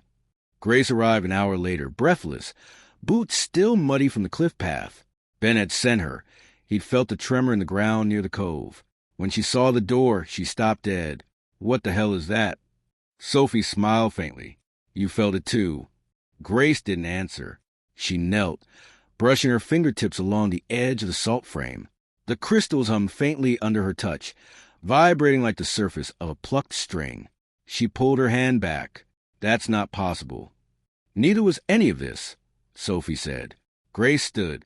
"You think this is another passage? Like before?" "No, this one isn't for the sea." Noah frowned. "Then for who?"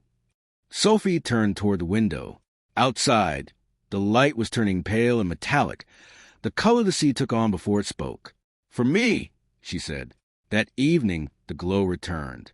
It began at the base of the door, faint as breath, then rose slowly, tracing the outline until the entire frame shimmered. Salt light, the air thickened. The sound of the tide grew louder, though the nearest water was still hundreds of feet below. Grace grabbed Sophie's wrist. "Don't you dare." Sophie looked at her, calm and distant, her eyes reflecting the white shimmer. "I have to." "Why?" "Because it's unfinished." Grace's voice trembled. "You don't even know what's on the other side."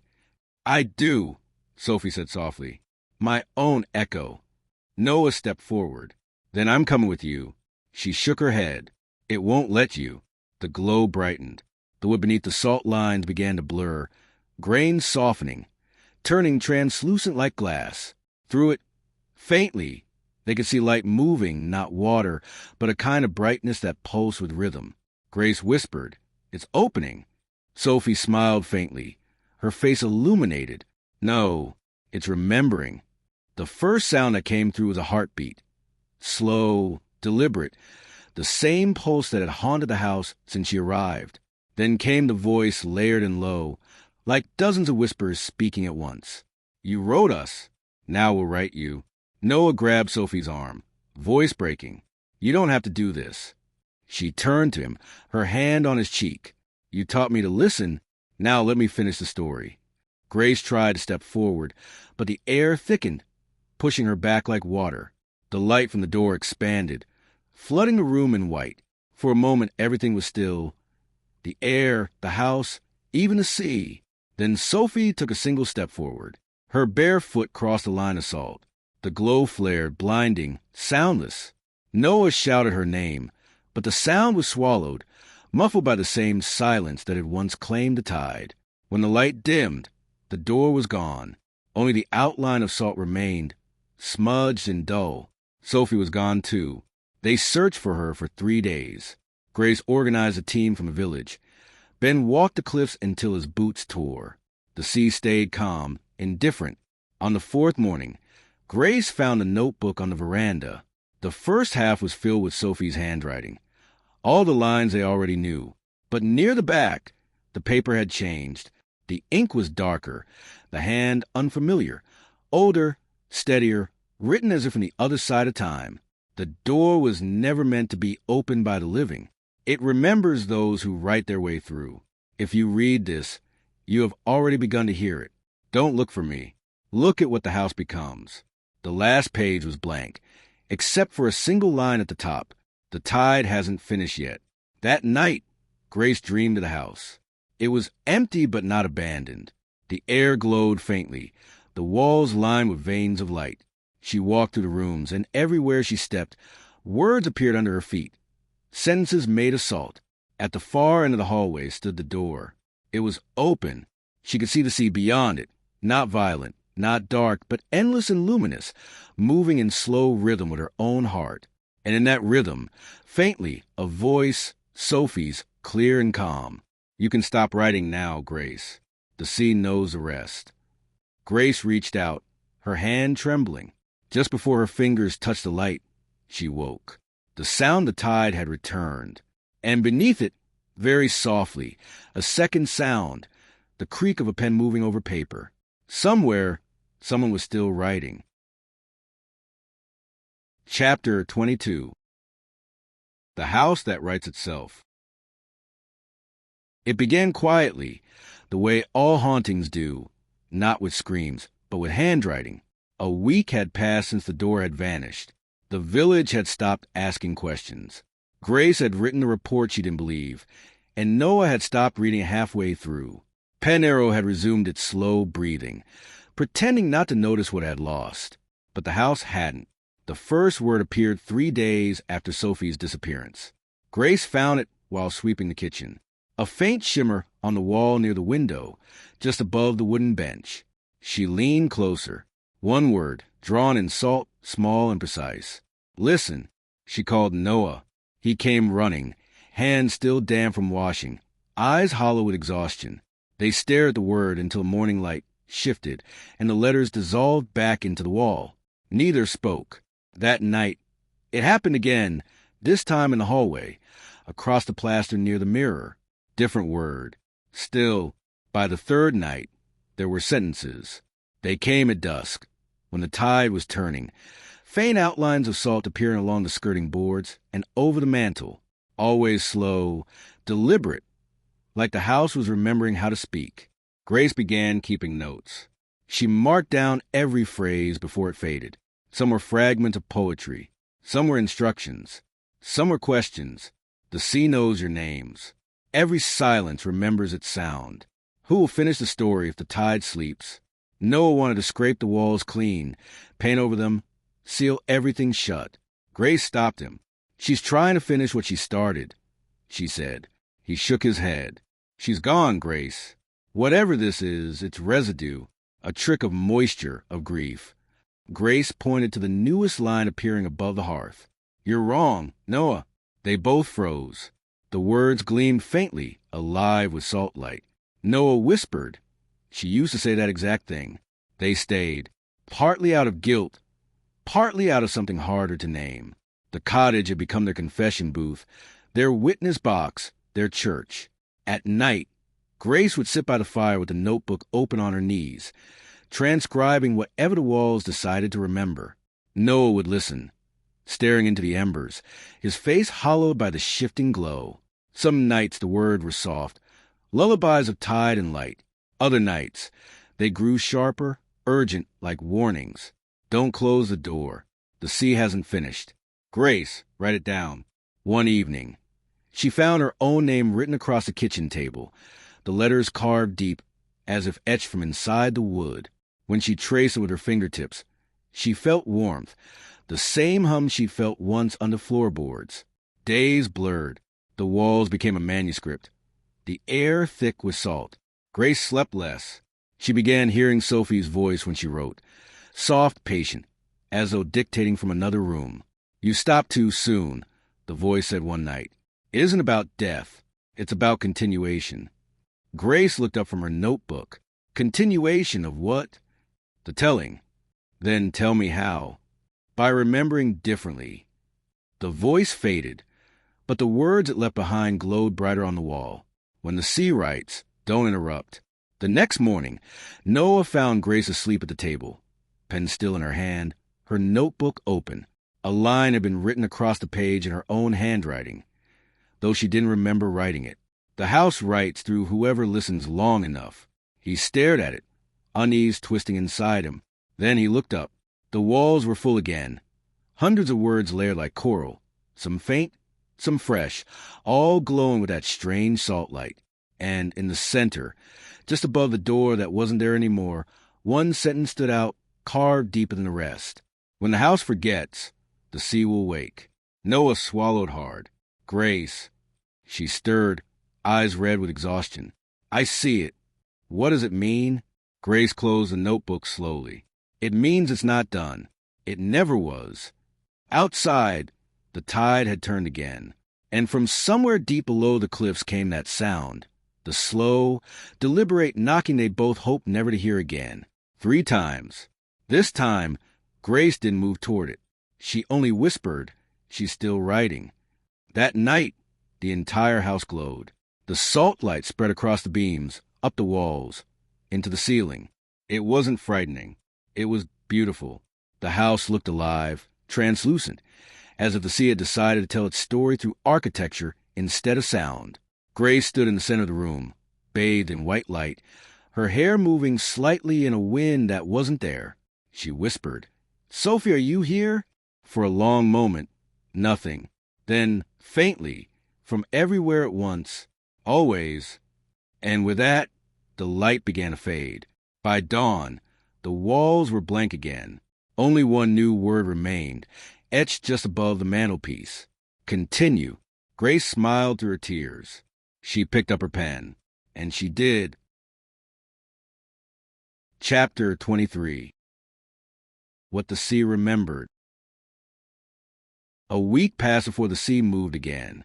At first it was nothing more than a shift in color. Darker water gathering far out, the horizon breathing differently. Then one morning, the waves came in higher, heavier, purposeful. The village said it was the wind. Grace and Noah knew better. The house had been silent for days. No salt light, no words. Blank walls, calm air. A silence too pure to trust.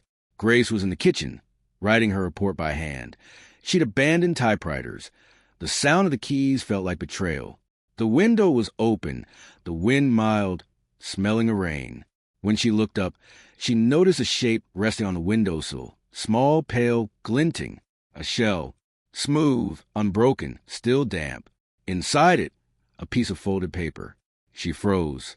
Noah found her like that, the shell cupped in her hand. What is it? He asked. I think, she said softly. It's a letter. The paper was thin, the edges softened by salt. The handwriting was familiar. Sophie's, steady and curved, but lighter, as though written in water instead of ink. Grace read aloud. If you find this, it means a house has stopped listening. That's good. It means you finished the part that was mine. But the sea never stops remembering. It only changes its language. When it writes again, don't be afraid. It's just telling itself a new story. Tell Noah I stayed where I was meant to. Grace's voice trembled. There's more. She turned the page. The tide doesn't take everything. It leaves shadows, so we know where light belongs. You were right, Grace. It needed a witness who doubted. And you, Noah, keep the house open. Let it breathe.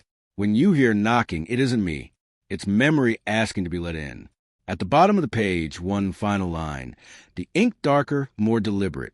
What the sea remembered was love. Grace pressed the paper to her chest. Noah looked out the window toward the cliffs. The tide had reached its highest point, foam brushing the edge of the path. She's really gone, he said. Grace nodded slowly. Or really here. Depends how you listen. That evening, the two of them walked down to the beach.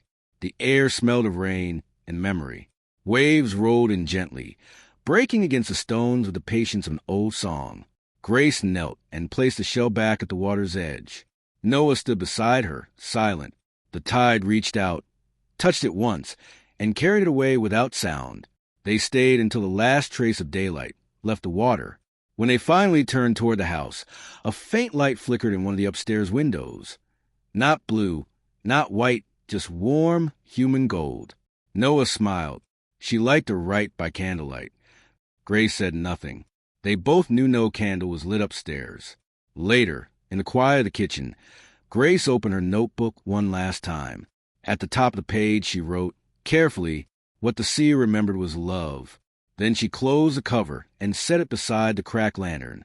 Outside, the tide receded, whispering against the rocks, taking the day with it. When the sound faded, the house gave a small sigh, as if settling back into itself. Grace whispered to the empty room, "Good night, Sophie." From far below, faint but certain, came 3 soft knocks, slow, even like punctuation at the end of a sentence. She smiled. "I know." The sea was writing again. Epilogue.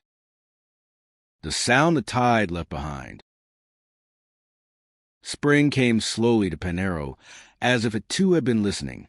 The air was softer now, the sea less a wound and more a rhythm again. Grass grew wild on the cliff path, pale green and stubborn, and the gulls returned to their sharp, chaotic songs. The world had moved on. Only the house remembered. Grace still lived there, not out of duty, though she would have called it that, but because leaving felt like interrupting a sentence that wasn't finished. She'd stopped reporting to Truro. The typewriter had rusted quietly on the desk in the corner. Now she wrote by hand, as Sophie had, filling notebook after notebook with the stories the house whispered when the wind was right. Some days it said nothing. Some days it wrote through her, slow and deliberate. Salt traces would bloom faintly on the plaster, new words fading in the morning light, before she could copy them down. She had stopped trying to keep up. The sea told its own pace. Noah came often, never staying the night. He brought bread, laughter, silence. They spoke little of Sophie now, not because they had forgotten, but because she was everywhere, in the pauses, in the warmth of the air after rain, in the sound of the tide at dusk. One evening, as Grace watched the horizon from the veranda, she noticed something small glinting on the rocks below. A bottle. The tide had left it there like punctuation. She walked down barefoot, her skirt brushing against the grass, still wet with salt. Inside the bottle was a scrap of paper, creased but dry. Just a single line in Sophie's handwriting, ink faint but unmistakable. The sea keeps what it loves by letting it go. Grace smiled, the kind of smile that lives between sorrow and gratitude. She placed the bottle back on the sand and watched the next wave take it gently, unhurried, as if understanding. That night she dreamed of the house the way it had been before Sophie arrived. Empty, untouched, asleep. She walked through its rooms, quiet, familiar, walls humming softly. And in every mirror she passed, her reflection turned a heartbeat too late. In the last room, the one with the window facing the sea, a single candle burned. Sophie sat at the desk, back turned, writing. Grace approached slowly. "You're still here," she whispered. Sophie didn't look up. "I never left. You're the one who moved closer." Grace touched her shoulder. "To what?" "To the remembering," Sophie said. She turned then, smiling, eyes full of light that wasn't quite human anymore. "I told you, Grace, the sea doesn't take people. It takes stories. We just get caught in the telling." Grace tried to speak, but the dream was already fading, walls dissolving, light scattering like foam. She woke before dawn.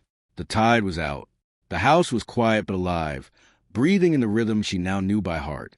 On her bedside table lay her notebook, open to a page she didn't remember writing. Epilogue, the sound the tide left behind. There is no ending, only distance between echoes. She closed it gently, stood, and crossed the window. Outside, the first light of morning touched the sea. The horizon glowed faintly gold. Not from the sun, but from something older, something waiting. She whispered, "Good morning, Sophie." The wind shifted, carrying the scent of salt and lavender. And for a heartbeat, she thought she heard it again, the soft, measured rhythm of a pen moving across paper, steady and sure.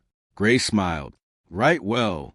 The sea breathed in, the house sighed, and the tide, quiet, endless, forgiving, kept on remembering. Thank you for listening to Where the Tide Leaves Shadows. If this story stayed with you, please leave a like, share with your family and friends, and subscribe to the Ink Tale for more full audiobooks and immersive tales. And if you'd like to support the channel, the Buy Me a Coffee link is waiting in the description below. This was Where the Tide Leaves Shadows. The journey continues on the Ink Tale channel.